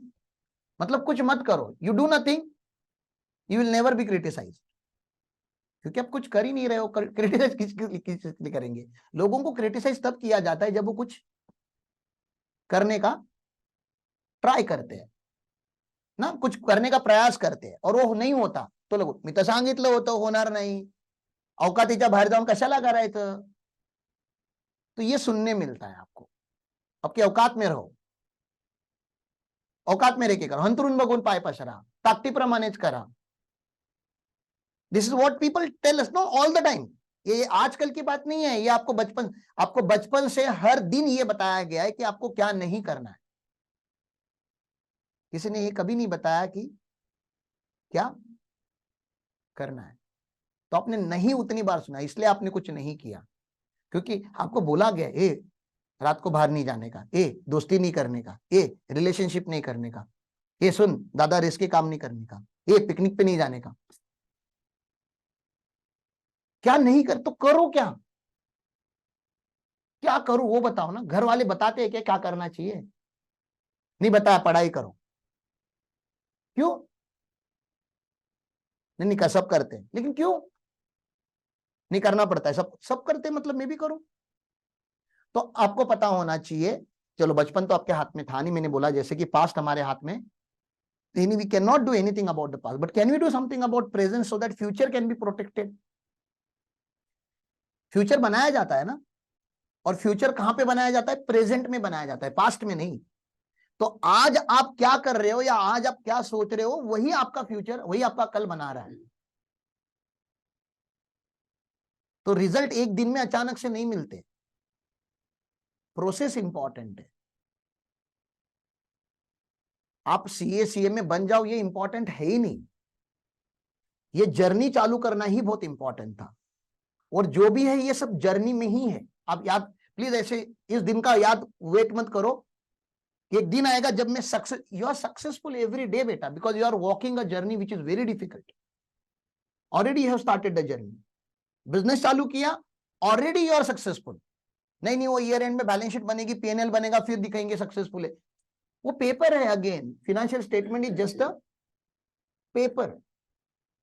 वो प्रॉफिट हुआ या लॉस हुआ वो उस दिन का नहीं है, 31 मार्च पे बैलेंस शीट क्लोज होती है, लेकिन बनती कब है? पूरे साल, हर ट्रांजैक्शन का वहां पे इफेक्ट है। तो रोज आप कैसे ट्रांजैक्शन एग्जीक्यूट करोगे? बैलेंस शीट लॉस में जाने वाला या प्रॉफिट में जाने वाला? वेल्थ को इंक्रीज करने वाला या वेल्थ को डिक्रीज करने वाला? इंक्रीज करने वाला। And this transaction if you do on everyday basis, that means everyday you are successful. Everyday you are successful. You compare your yesterday success with today's success, so that if yesterday you are not successful, to do something today, so that tomorrow you will not regret about yesterday. कल की चिंता मत करो, आज की करो, ताकि कल बेहतरीन हो। हमारा प्रॉब्लम क्या है? या तो हम लोग पास्ट में रहते हैं रिपीट करते हुए, या तो हम फ्यूचर में रहते हैं और फ्यूचर देखते तो फट जाती है अपनी। हो आगे जाके घर भी चलाना है, ओहो आगे जाके बिजनेस भी करना है, आगे जाके बहुत कुछ करना है, लेकिन कहां से शुरू करो? तो स्टार्ट वेरी स्मॉल, छोटा छोटा चालू करो। मुझको भी अगर कोई 2015 में पूछता कि आप आगे जाके क्या करोगे, सच बता रहा हूँ सीए बनने के बाद भी मेरे पास आंसर्स नहीं थे। तब जाके 2015 में मुझे सर ने ये लेसन दिया है, you are not walking, you are running, and you are running very fast. Definitely you will fall down. Definitely मतलब बता कितना प्रिपेयर किया है मुझको, समझ रहे हो क्या?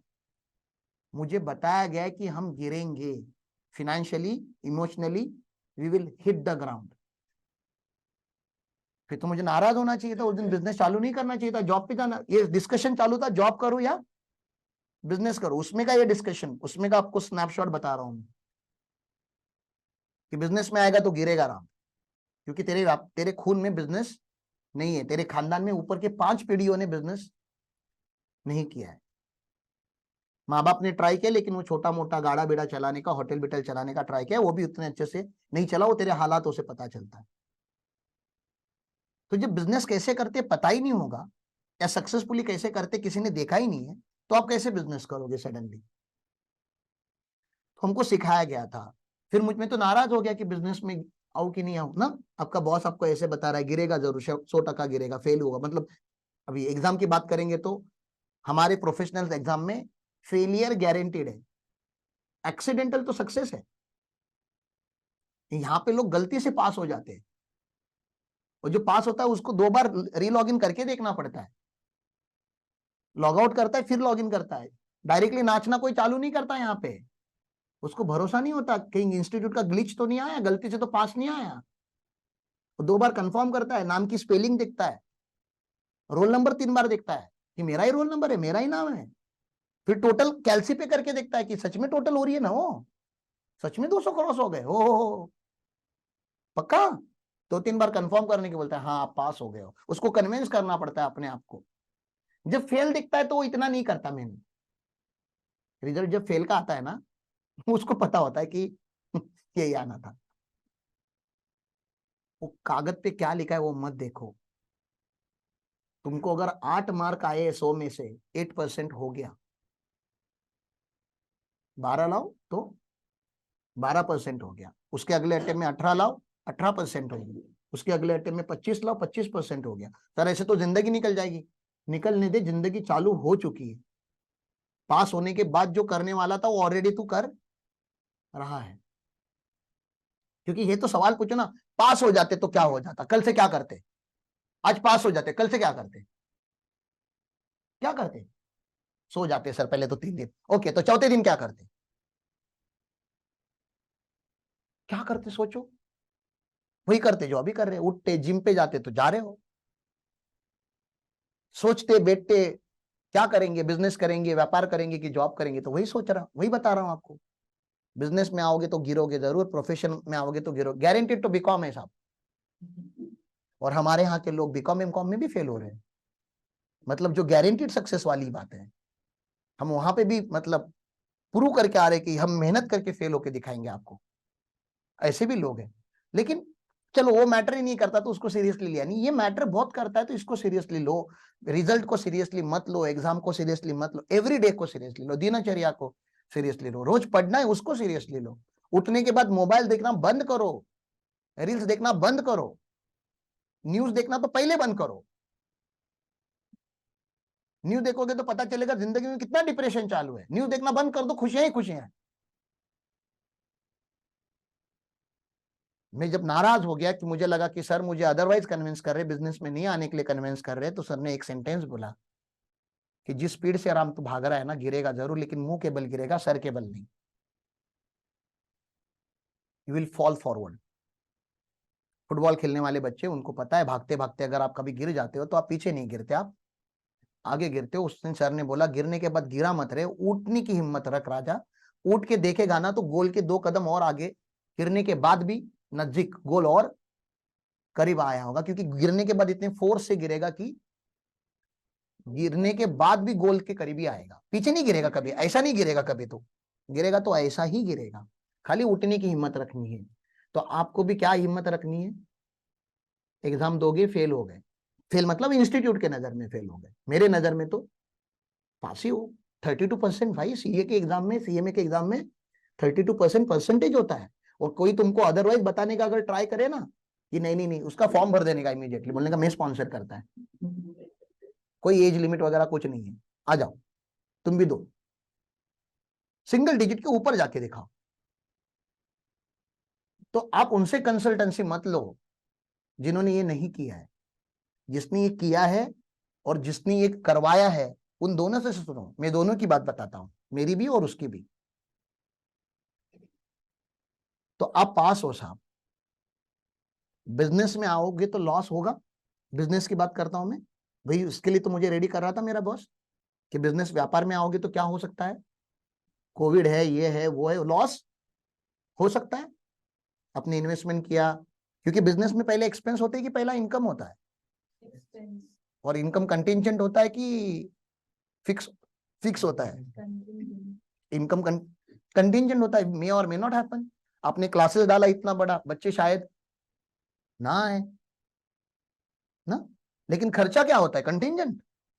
रेंट कंटिजेंट है हमारा, सैलरी कंटिजेंट है नहीं, ये सब कुछ क्या है? फिक्स है। मतलब पीएनएल का डेबिट साइड फिक्स है, क्रेडिट कंटिजेंट है। तो नहीं करें, बंद कर देते नहीं। जॉब करते हैं सब लोग, सोचो 20 लोग जॉब करेंगे कितना कमाएंगे? किसी और कंपनीज में जाके अगर हम 20 के 20 लोग जो आज यहाँ पे बिजनेस करने का ट्राई करें, हम 20 के 20 लोग अगर हमने अलग अलग कंपनियां ज्वाइन की, हम कितना पैसा कमाएंगे? सोचो तो सही। क्योंकि सैलरी कंटिजेंट नहीं होती, सैलरी फिक्स है। तो जॉब करना चाहिए ना 20 लोगों को। फिक्स कमाना है तो क्या करना चाहिए? जॉब करना चाहिए। लेकिन हम करना है क्या, वही तो पूछ रहा हूं आपसे। जॉब करते हैं ना, वहां पे फिक्स इनकम है। मेरे बच्चे अच्छे स्कूल में चले जाएंगे, हम लोग क्वार्टरली एक बार वेकेशन पे चले जाएंगे, अच्छे अच्छे कपड़े लेंगे, अच्छी लाइफ जी सकते हैं। और आप लोग भी जी सकते हो। अभी नहीं तो 2 साल के बाद हो जाएगी प्रमोशंस वगैरह, 5 साल के बाद हो जाएगी। जॉब में अच्छा है। लेकिन अगर दुनिया में सबने अगर यही सोचा कि जॉब ही करना है हमको क्योंकि जॉब फिक्स है, तो जॉब क्रिएट करेगा कौन? कोई तो उस साइड भी तो होना चाहिए ना। सबने अगर मंडे टू फ्राइडे कम काम करने का सोचा, तो 365 डेज काम कौन करेगा?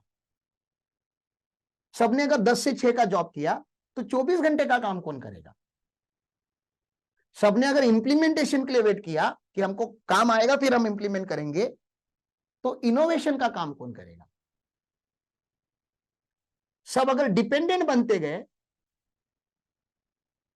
तो जिसके ऊपर वो डिपेंडेंट हो रहे हैं वो कौन बनेगा?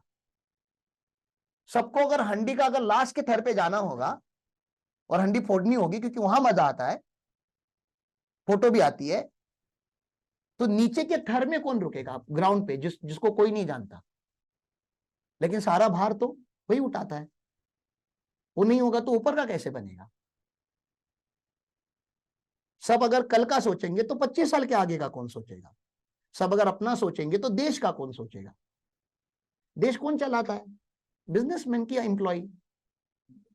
बिजनेस पीपल ना। पॉलिटिक्स भी कौन सपोर्ट करते हैं? पॉलिटिशियन भी क्यों एग्जिस्ट करते हैं? क्योंकि उनके पीछे कौन होता है? बिजनेस होता है। सारे मंदिर वगैरह क्यों चल रहे हैं? क्योंकि उनके पीछे कौन है? सारी मतलब सामाजिक संस्थाएं क्यों चल रही है? क्योंकि उसके पीछे कौन है? बिजनेस है। तुम्हारा घर क्यों चल रहा है? तुम लोगों का घर क्यों चल रहा है? तुम्हारा खाना क्यों चालू है? क्योंकि कोई किसी ने तो क्या चालू किया? बिजनेस किया, जहां से वो पैसे आ रहे। इतना सब कुछ मुझे सिखाया गया है उस दिन कि राम अभी निकल रहा है ना यहाँ से, नंबर ट्री छोड़ के सीए बनने के बाद मैं वहां से जब निकला हूं बिजनेस करने के लिए 2015 की जो मैं बात कर रहा हूं, अब रिटर्न नंबर ट्री में आना मत। क्योंकि मैंने उनको बोलते बोलते बोल दिया अगर नहीं हुआ मेरे से कुछ तो मैं रिटर्न यही आना हूं। सर ने मुझे बोला है कि अभी रिटर्न नहीं, नंबर ट्री में अभी रिटर्न आने का नहीं। कब तक? जब तक तेरे पास कल का खाने का पैसा ना हो तब तक रिटर्न नंबर ट्री में नहीं आने का। And I wish that day should never come in your life. Technically you will never return to the number tree as an employee. अब जा, अब जो करना है कर। मैं है ना इधर बैठा हुआ है। तो मुझे लगता है कि जो मेरा बायोलॉजिकल बाप है अगर वो जिंदा होता तो वो भी उतना सपोर्ट नहीं करता जितना इन्होंने किया है। मुझे बोला है, हिम्मत दी है कि जा जो करना है कर। लॉस होगा, लॉस होने दे, प्रॉफिट होगा, ग्रो होगा ना रोज हर साल। मोस्ट इंपॉर्टेंट क्या है मैंने बताया? ग्रो करना। एक दिन हमारा 5 करोड़ का टर्नओवर हो जाएगा जो हमारा टारगेट है। 35% 40% की मार्जिन हो जाएगी हमारी। रुक जाएंगे हम उस दिन? नहीं रुकते ना। हो गया अभी क्या है जो अचीव करना था लाइफ में कर। अरे ऐसे कैसे रुकेंगे? रुकना था ही नहीं। तो वो रिजल्ट कुछ बोलता ही नहीं ना। फाइनेंशियल स्टेटमेंट साइली मैडम जो बनाएंगी बड़ी मेहनत करके उस दिन, उसको बड़ी खुशी होगी कि प्रॉफिटेबल बैलेंस शीट बनाई है हमने गुरुकुल की, 1 करोड़ का हमने प्रॉफिट दिखाया हुआ है, 25-26% से 25-26 लाख का टैक्स भरा है। वो दिन आएगा हमारे हाथ में। Very happy. But that doesn't mean we should stop on that particular day no. क्योंकि रुकने के लिए जर्नी चालू की नहीं थी। वो व्यापार होता है, वो बिजनेस होता है। तो बिजनेस में लॉस होना पॉसिबल है, प्रोफेशनल एग्जाम में फेल होना पॉसिबल है, क्योंकि तुमने जर्नी बड़ी चालू की है। बड़ी जर्नी में ये होता ही है, सेटबैक करके कुछ तो होता है। लेकिन उससे नाराज होना चाहिए क्या? गिव अप कर देना चाहिए क्या? बिजनेस में 3 साल कंटिन्यूसली लॉस हुआ, गिव अप कर दो चौथे साल? पागल, 3 साल का अनुभव लेके ही तो चौथे साल क्या होने वाला था? प्रॉफिट होने वाला था। उसी साल आपने क्या कर दिया? गिव अप कर दिया। 3 साल से फेल हो रहे थे आप प्रोफेशनल एग्जाम में, चौथे साल साला पास होने का ईयर था, आपने अटेम्प्ट ही नहीं दिया। ये आपकी गलती है साहब। ये किसने लिखा है? इनकम टैक्स ने इस सीरीज में लिखा है 70 to 80 में। इनकम टैक्स बोलता है हम आपके लॉस की इज्जत करते हैं, आप अपने लॉसेस को संभाल के रखिए। क्या करेंगे सर? इस साल 50 लाख का या 10 लाख का लॉस हुआ है, टैक्स लेंगे क्या 10 लाख के लॉस पे? नहीं। आपका और कोई बिजनेस है? पूछता है इनकम टैक्स। और कोई इनकम है? हाँ है। वहां पे 25 लाख का प्रॉफिट है, वहां पे 25 के ऊपर टैक्स लगना था। गवर्नमेंट बोला नहीं नहीं नहीं नहीं नहीं नहीं नहीं, एक जगह प्रॉफिट क्या है तो एक जगह लॉस क्या है, पहले इन दोनों का क्या करो? सेट ऑफ करो, और जो नेट बचता है 15 के ऊपर उसके ऊपर ही टैक्स लो। मतलब इनकम टैक्स ने आपके लॉसेस को, आपके फेलियर को इग्नोर नहीं किया, अप्रिशिएट किया है। आप समझो जरा।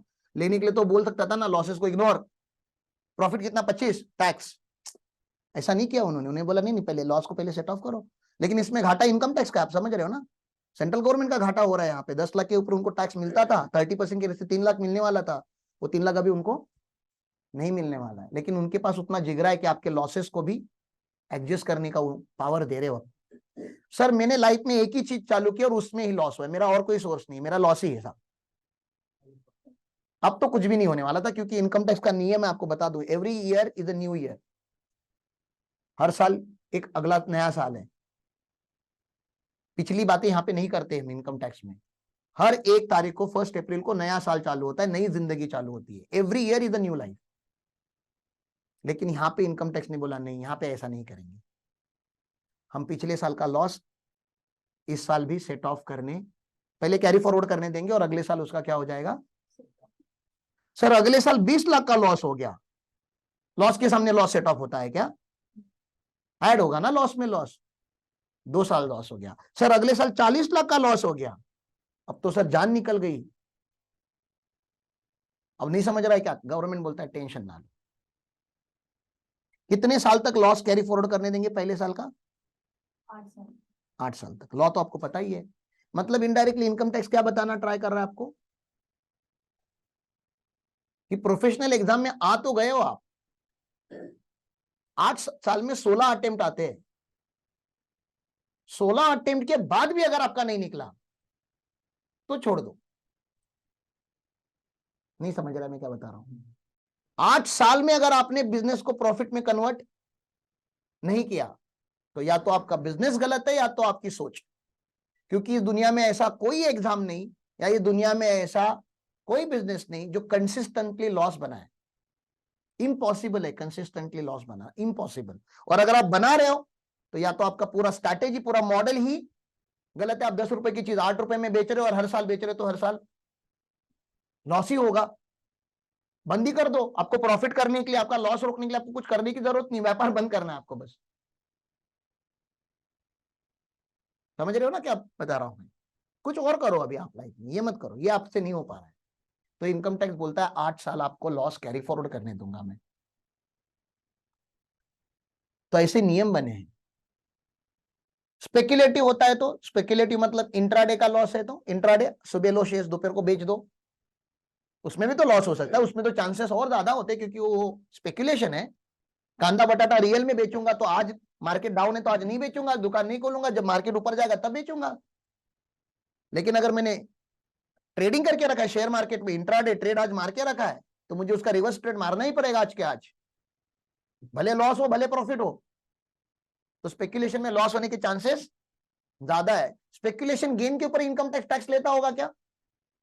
इंट्राडे करके अगर आपने प्रॉफिट कमाया तो टैक्स लेगा क्या? तो इंट्राडे करके लॉस किया तो इग्नोर करना चाहिए कि सेट ऑफ करना चाहिए? सेट ऑफ करना चाहिए। इनकम टैक्स सेट ऑफ करता है, स्पेक्युलेशन लॉस का भी सेट ऑफ होता है साहब। सर इस साल लॉस ही लॉस करके रखा है, अब क्या करूं? अब कैरी फॉरवर्ड करो। लेकिन क्योंकि तुम नियम वाला धंधा नहीं कर रहे थे, ऑर्डिनरी वाला नहीं कर रहे थे, तुमने जानबूझ के रिस्क ज्यादा ली है, तो 8 साल नहीं अभी आप 4 ही साल कैरी फॉरवर्ड करोगे। तो कैरी फॉरवर्ड का उन्होंने टाइम कम कर दिया। मतलब इनडायरेक्टली गवर्नमेंट बता रहा है कि स्पेकुलेशन मत करो आप, उससे अच्छा तो नॉर्मल बिजनेस करो ना। मतलब आपको रिस्क लेनी है तो नॉर्मल व्यापार में लो। नहीं नहीं मेरे को ज्यादा रिटर्न चाहिए, डबल करना है, तो डबल जीरो भी हो सकता है। फिर ज्यादा high risk high return, FM का एकदम सिंपल सा फॉर्मूला है। रेगुलर व्यापार में लो रिस्क लो रिटर्न, स्लो होता है। ठीक है। उन्होंने और एक नियम बनाया कि स्पेकुलेशन का लॉस स्पेकुलेशन के सामने ही सेट ऑफ होगा। मतलब तुमने इंट्राडे भी किया और सीए की फर्म भी चला रहे हो, सीए की फर्म प्रॉफिटेबल है, इंट्राडे में लॉस है, सेट ऑफ होगा क्या? नहीं होगा। क्यों? क्या नियम बनाया उन्होंने? स्पेकुलेशन का लॉस, मतलब गवर्नमेंट क्या बता रहा है, जो पाप करके तुमने लॉस कमाया अभी वही पाप करके पुण्य कमाओ, तो ये सेट ऑफ होगा। मतलब समझ रहे आपको क्या बताने का ट्राई कर रहा हूं मैं?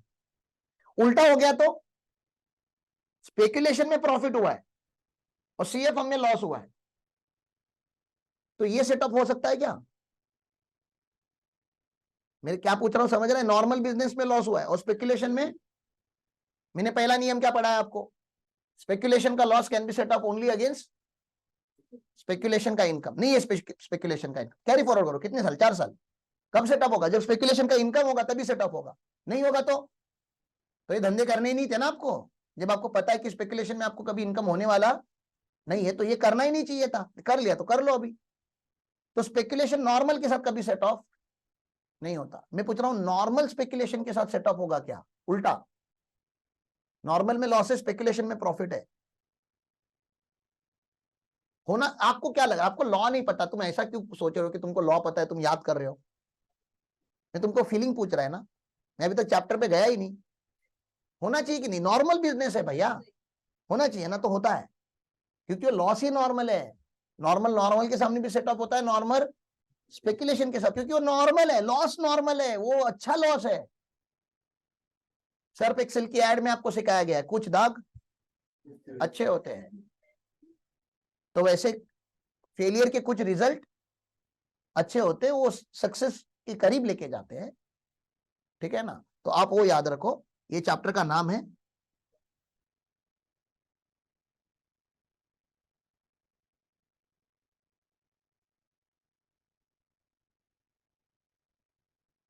Set of and carry forward of losses. आगे का सेक्शन, चोरी चोरी की तो हमने बहुत बातें कर ली।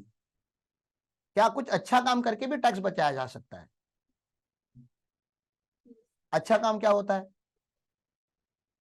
डोनेशन क्यों कर रहे हो डायरेक्टली? तुम इतने इतने अमीर कहां से हो गए? मुझे लाके डोनेट करो ना यार, तुम लोग डायरेक्ट तुम लोग डोनेशन पे चले गए। पहले इन्वेस्टमेंट करो ना, पैसे बचा के रखो। तो एटीसी बोलता है कि आपने 5 साल का एफडी लिया तो आपको डिडक्शन देंगे, एनएससी में नेशनल सेविंग सर्टिफिकेट में इन्वेस्ट किया तो आपको डिडक्शन देंगे, कुछ यूनिट लिंक इंश्योरेंस प्लान होते हैं उसमें अगर आपने इन्वेस्ट किया तो डिडक्शन देंगे। अरे हरामखोर लोगों, जिंदगी आज है और कल नहीं, ये तो सबको पता है। आज हम लोग बड़े प्लानिंग कर रहे 25-25 साल की, पता चला कल उठे बिल्डिंग गिर गई, 20 के 20 लोग मारे गए, क्योंकि यहाँ के इंजीनियर के ऊपर भरोसा ही नहीं है, एक बैठता है तुम्हारे साथ ऊपर। वो लोग पिलर भी एडजस्ट करते हैं, अच्छा इधर नहीं बैठ रहा, अच्छा थोड़ा इधर ले लेते हैं, पिलर में भी टर्न मार देते हैं।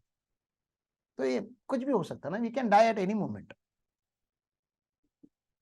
तो पीछे वालों को लाइबिलिटी देके मरोगे कि असेट देके मरोगे?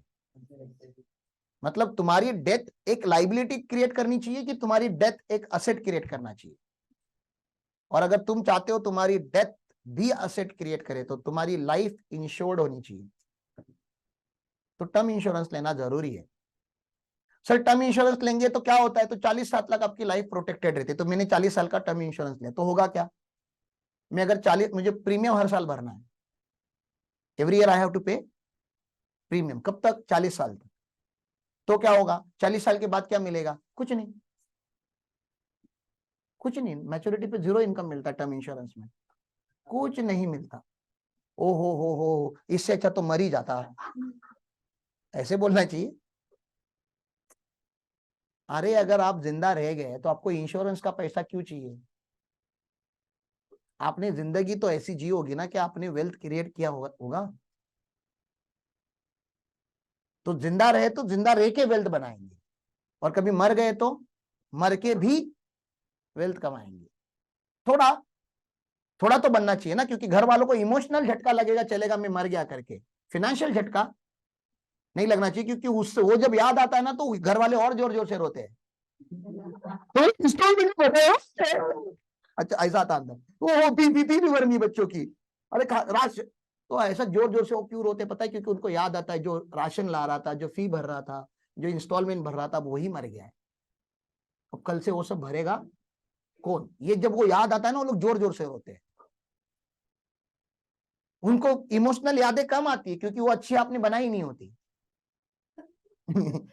वो तो सोच के बोलते कि हाँ अच्छा हुआ मर गया, इसकी माँ का कल से टॉर्चर नहीं है मुझको, तो दे फील गुड ऑल्सो।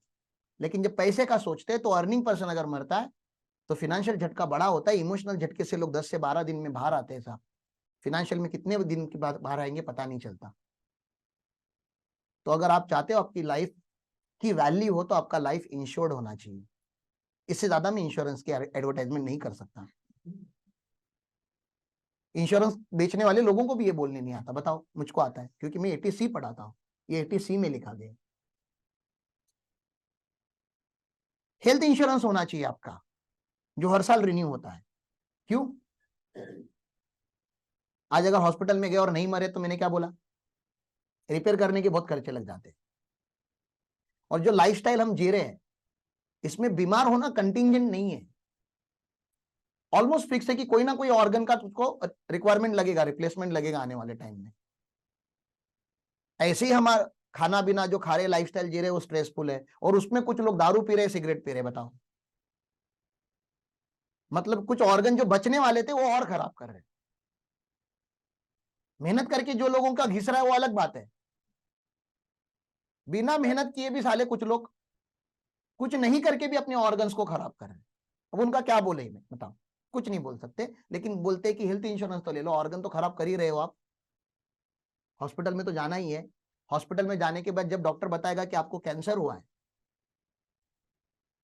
आपका लीवर रिप्लेसमेंट करना पड़ेगा, आपकी किडनी रिप्लेस करनी पड़ेगी, तो ऐसा मतलब ऐसा, अच्छा ऐसा लगता है कि ओके, अगला सवाल क्या होता है, खर्चा कितना आएगा, और फिर डिसीजन ली जाती है कि इतने पैसे तो है नहीं साहब, छोड़ दो ऐसे ही, कितने दिन बचे बता दो, जी लेता हूं। लेकिन अगर इंश्योरेंस होगा तो आप बोलोगे, वो बोलेगी 5 लाख का खर्चा आएगा, आप बोलोगे मेरा 15 लाख का इंश्योरेंस है, कर दो रिप्लेस। अच्छा है ना, कम से कम एक से, अभी स्टूडेंट लाइफ में शायद इंस्टीट्यूट आपको 1000-2000 आपने लिया था ना लास्ट टाइम, 1500 रुपए में आपको कितना 1 लाख 2 लाख रुपए का अभी कवरेज स्टूडेंट लाइफ में देते, क्योंकि स्टूडेंट लोगों को बीमार होना अलाउड नहीं है।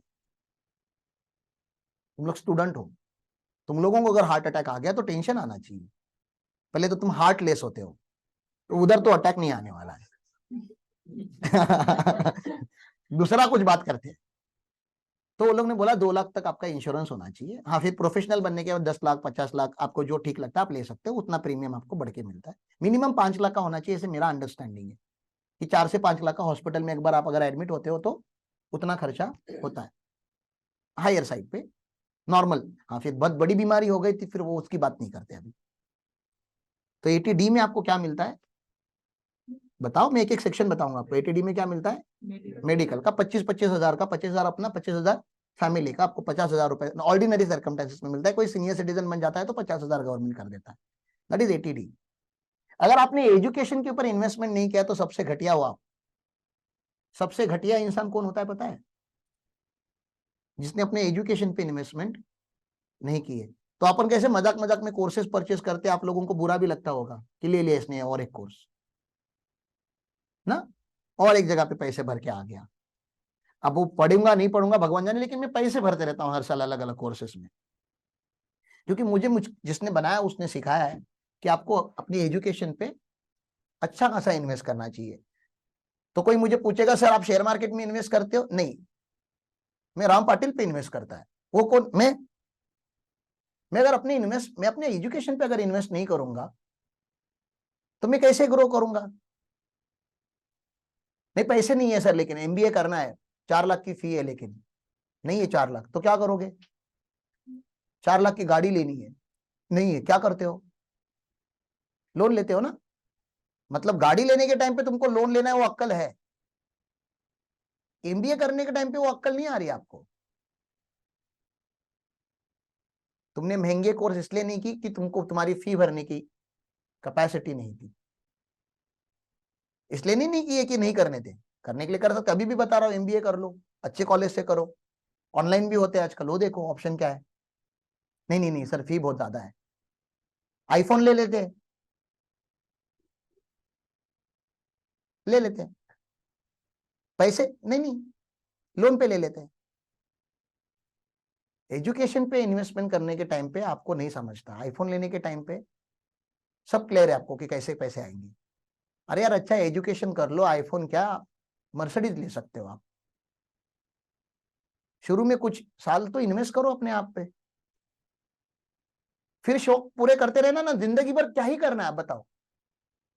एक बार आप प्रोफेशनल बन जाओगे, कोई भी डिग्री ले लो, मुझे डिग्री से कोई प्यार नहीं है, सीए डिग्री से तो बिल्कुल भी नहीं, सीए डिग्री की इज्जत करता हूं कि सबसे सस्ती सबसे अच्छी सबसे टिकाऊ है, इसका कोई रिटायरमेंट नहीं है, मरते दम तक हम साइन कर सकते हैं।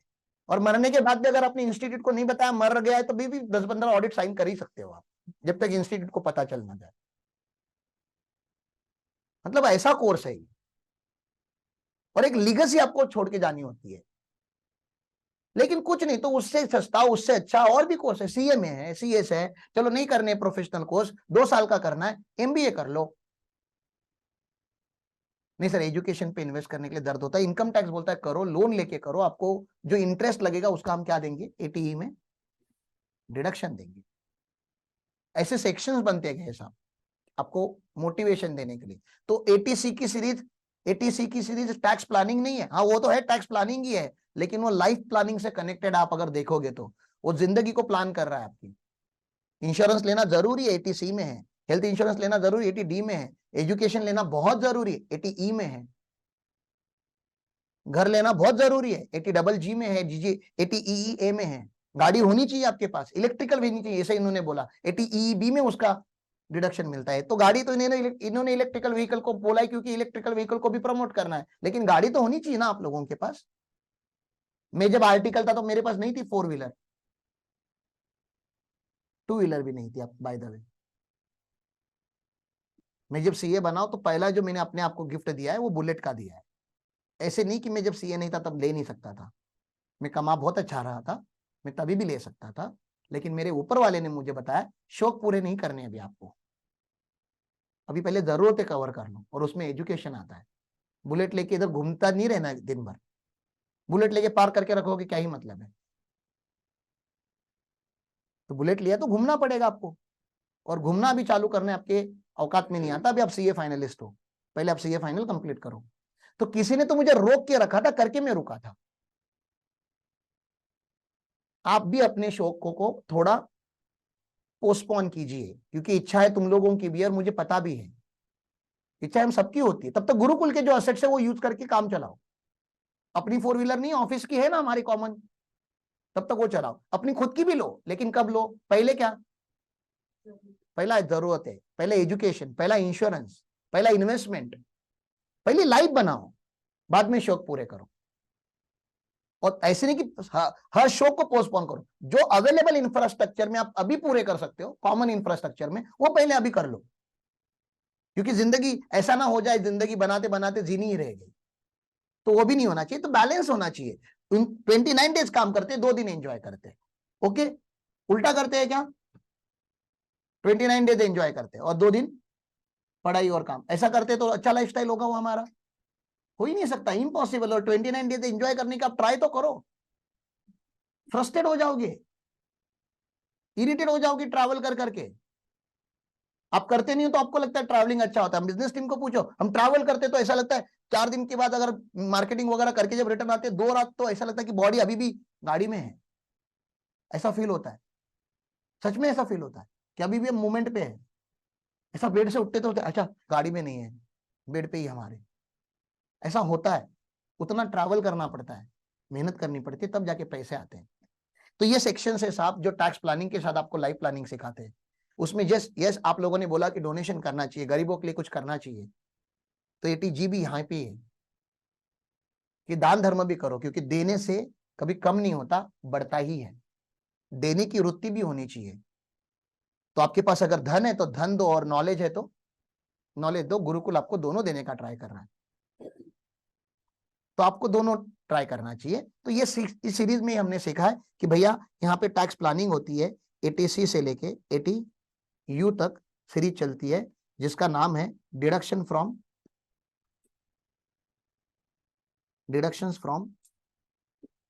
जीटीआई। जीटीआई का full form gross total income. इसको हम चैप्टर 6 से भी बोलते हैं, 6A। इनकम टैक्स में चैप्टर रोमन नंबर में लिखे जाते हैं, इंग्लिश नंबर नहीं यूज किए जाते। ब्रैकेट में इसको लिखेंगे, यहाँ पे टैक्स प्लानिंग चलती है। ये चोरी नहीं है, ये क्या है, प्लानिंग है। मतलब गवर्नमेंट चाहता है कि आप ये सब करो और आप अपना टैक्स बचा लो। लोग टैक्स बचाने के चक्कर में लाइफ इंश्योरेंस लेके मरते साहब, बताओ उनका इंटेंशन था क्या, बचाए हम टैक्स, और लाइफ इंश्योरेंस लेते हैं और 2 साल के बाद मर जाते हैं। टैक्स बचाते बचाते उन्होंने फैमिली की जिंदगी बचा ली। 80C वो है। चलो आगे जाते हैं थोड़ा। गरीब मेंटालिटी की एक चीज होती है, वो हर चीज में डिस्काउंट मांगते हैं। गरीब लोग होते ही है डिस्काउंट। अमीर लोग कभी बार्गेन नहीं करते। आपने कभी नहीं देखा होगा अमीर लोगों को रास्ते पे खड़े रह के बार्गेन करते हुए। आप बार्गेन कर रहे हो मतलब आप क्या हो, गरीब हो। And nothing wrong about it. Income tax बोलता है आप गरीब हो तो आपको बार्गेन करना। गरीब होने के बाद बार्गेनिंग नहीं कर रहे हो तो गलत है भाई।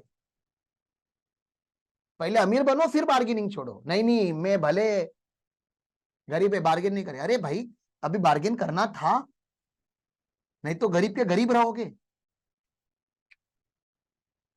तो गवर्नमेंट बोलता है कि आप जब तक गरीब हो तब तक हमसे भी आप बार्गेन करो, इनकम टैक्स में भी बार्गेन करो। वैसे तो 2.5 लाख के बाद ऑप्शनल रिजिम में आपको टैक्स लगना चाहिए और 3 लाख के बाद डिफॉल्ट रिजिम में आपको टैक्स लगना चाहिए, लेकिन गवर्नमेंट बोलता है सुनो गरीब हो, अगर आपने ऑप्शनल रिजिम में 5 लाख के ऊपर नहीं कमाया और डिफॉल्ट रिजिम में 7 लाख के ऊपर नहीं कमाया तो आप अभी गरीब ही हो, अभी आप लोअर क्लास में आते हो। इनकम, हाँ इनकम है आपका लेकिन लोअर सेगमेंट में आप कमाते हो, हम आपका टैक्स लेके रोड नहीं बनाना चाहते, आप डिस्काउंट ले लो हमसे, ठीक है ना। क्या ले लो आप, रिबेट ले लो, ठीक है। तो रिबेट 87 में है। संकेत सर को अभी एक सेक्शन बहुत अच्छे से समझेगा जो बहुत सारे लोगों को नहीं समझता। 89 करके एक सेक्शन है। मुझे लगता नहीं हमारे ऑफिस में ऐसी लड़कियां हैं जो मेकअप करके आती है, लेकिन बहुत सारी लड़कियां घर से निकलने के टाइम पे मेकअप करके निकलती है। मुझे मेकअप से कोई नफरत नहीं है, लेकिन मेरा बस इतना ही कहना है जो सच्चाई उसको एक्सेप्ट कर लो, उसके बाद मेकअप कर लोगे चलेगा। सच्चाई को एक्सेप्ट कर लो पहले कि हम ऐसे ही दिखते हैं, और ऐसे कभी तो घर के बाहर निकल के देखो कि कितना अच्छा लगता है, कोई आपके ऊपर पत्थर नहीं फेंकेगा। नहीं नहीं, घर के बाहर अभी नहीं आ सकते, अभी पूरा मेकअप करना जरूरी है। यहां तक कि मैंने ऐसी भी लड़कियां देखी है कि लोग उनके घर में आ रहे हैं और वो मेकअप करके रेडी है, और हम बिना नहाए उनके घर में गए। बॉयज ऐसे ही होते हैं शायद। वी डोंट थिंक कि ये लोग हमारे बारे में क्या सोच रहे हैं, हम खुद अपने बारे में नहीं सोच रहे, हम लोगों के बारे में भी सोचे कि लोग हमारे बारे में क्या सोच रहे हैं, दो डबल सोचना। लड़कियां सोचती है कि मैं कैसे दिख रही हूँ, लोग कैसे बात, होता है सबका अपना अपना नेचर होता है। हमारे में अगर कोई लौंडा है जो मेकअप करके निकल रहा है तो उसका जेंडर टेस्ट कराओ जल्दी, ठीक है ना। मैं जनरल नॉलेज की बात कर रहा हूं कि जनरली ऐसे होता है। तो मान लीजिए लड़कियां का ऐसा है कि कोई ना कोई क्रीम लगा के निकलना ही है, और अभी वो क्रीम जो रहती है वो रेगुलर लगाती है, वो नहीं दिख रही लेकिन सामने विक्स है आयोडेक्स है, क्या वो लगाना चाहिए? क्योंकि कुछ ना कुछ तो लगा के निकलना है, बिना कुछ लगाए निकल नहीं सकते। तो विक्स आयोडिक्स या मुंह, ये जो क्रीम है ये क्यों नहीं लगानी चाहिए मुंह पे? Give me good reason. क्या होगा उससे? जलेगा ना। तो कब लगाते हैं ये? पेन होता है तभी। पक्का इतना तो क्लियर हो रहा है कि आपको पेन रिलीफ कब यूज करना है? जब पेन होता है। तो सेक्शन 89 का नाम ही है रिलीफ। तो रिलीफ अगर आपको समझना है तो रिलीफ के पहले आपको क्या समझना चाहिए? ये बाम है, ये पेन रिलीफ बाम है। तो पहले क्या समझना जरूरी है आपको? पेन क्या हो रहा है। अगर लोग सेक्शन 89 पढ़ने जाते बिना उसके पेन को समझे, बाम किधर भी लगा देते। हर रिटर्न में 89 डालते हो क्या आप? हर रिटर्न में 89 का फॉर्म भरते हो? कौन सा फॉर्म भरते हो 89 मारने के लिए? टेनी, टेनी का फॉर्म भरते हैं साहब, हर रिटर्न का नहीं भरते, क्योंकि हर 80 को पेन हो ही नहीं रहा है। पेन किसको होता है पता है? जिसको 5 साल का पगार, 5 साल का अलाउंस अभी गवर्नमेंट दे देता है इमीडिएटली, है पिछले 5 साल का। 5 साल में देना चाहिए था, हर साल देना चाहिए था, नहीं अभी दे देता है इमीडिएटली। तो उससे क्या होता है? अरे भैया हर साल में अगर 5-5 कमाता तो मैं टैक्स ही नहीं भरता। आपने पिछले 5 सालों का 5-5 लाख 25 लाख अभी दे दिया, मतलब क्या हो गया? 10 लाख के ऊपर चला गया, मतलब 30% पे टैक्स ले रहे हो आप मेरे से। वही अगर आप रिस्पेक्टिव ईयर्स में मुझे दे देते, मेरा ही पैसा है, मुझको उसी सालों में दे देते तो मेरा उतना टैक्स। तो मुझे दर्द क्या हो रहा है?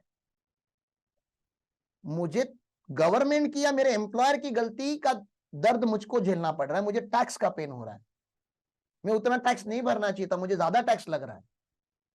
तो ज्यादा टैक्स लग रहा है क्योंकि आपको अरियर्स ऑफ सैलरी मिला है, पिछले से पिछला कोई इनकम अभी मिला है। तो गवर्नमेंट बोलता है आपको 89 में क्या मिलेगा? रिलीफ मिलेगा। तो टेनी फॉर्म आपको बताएंगे साहब कैसे भरते हैं। तो टेनी में आपको रिलीफ मिला जाता है, फॉर्म भरना पड़ता है।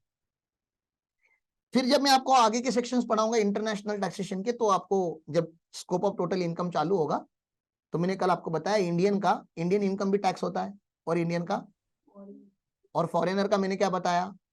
ओनली इंडियन इनकम टैक्स होता है। तो आप जरा 2 मिनट सोच के देखो ना, इंडियन भी किसी देश में फॉरेनर है ना। तो अगर इंडियन कनाडा में कमा रहा है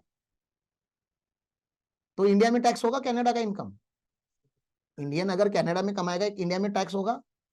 तो कैनेडियन गवर्नमेंट के लिए हम नॉन रेसिडेंट हो गए ना, तो कैनेडियन गवर्नमेंट वहां पे टैक्स लेगी लेगी ना, क्योंकि सोर्स वहां पे है।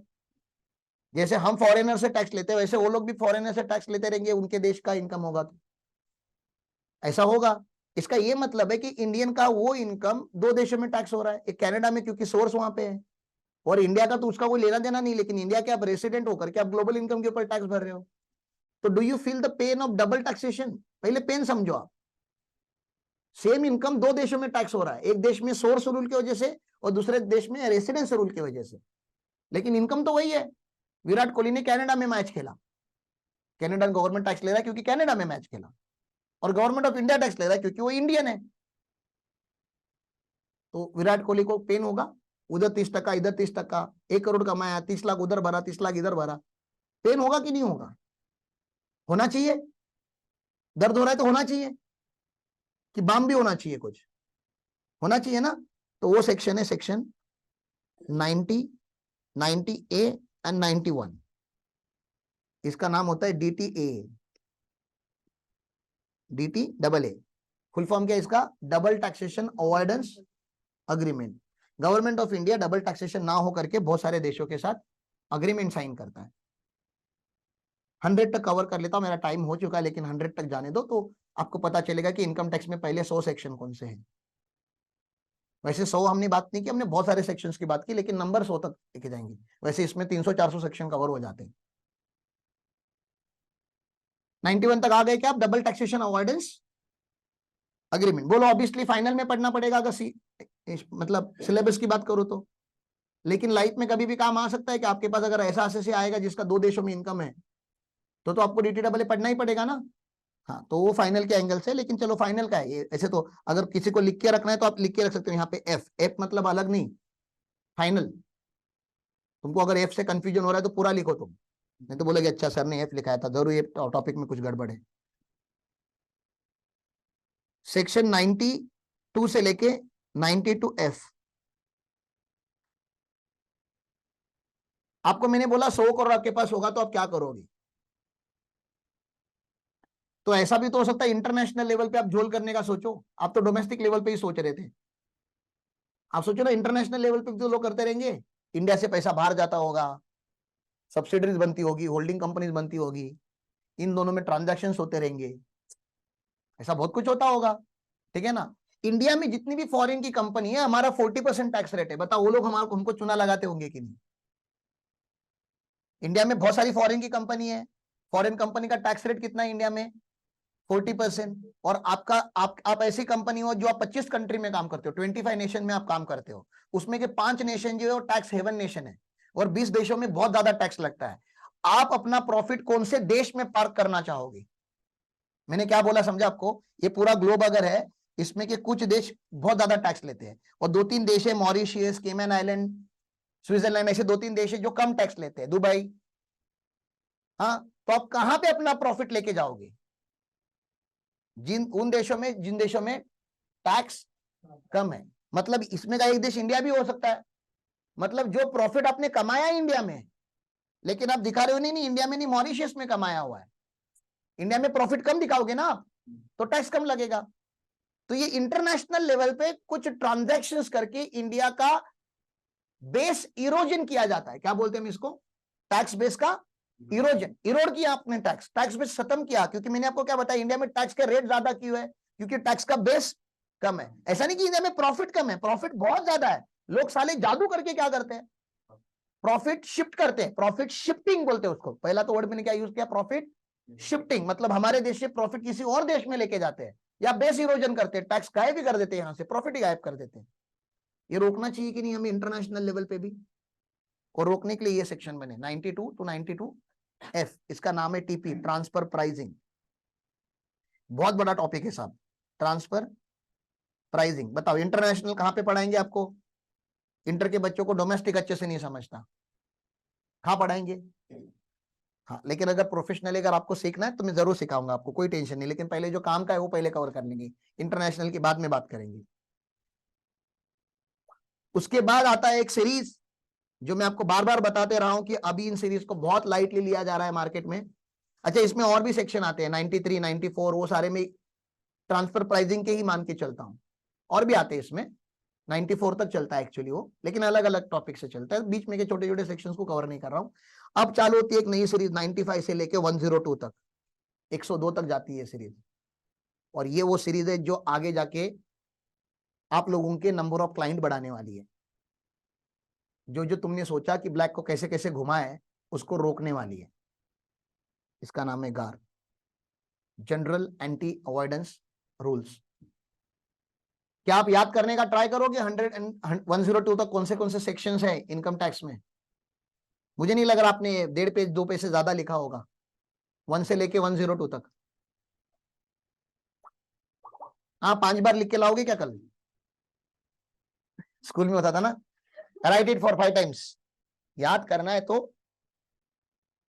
है तो लिखना पड़ेगा, याद नहीं करना है तो मत लिखो, पढ़ो भी मत, बढ़ो भी मत, ठीक है ना।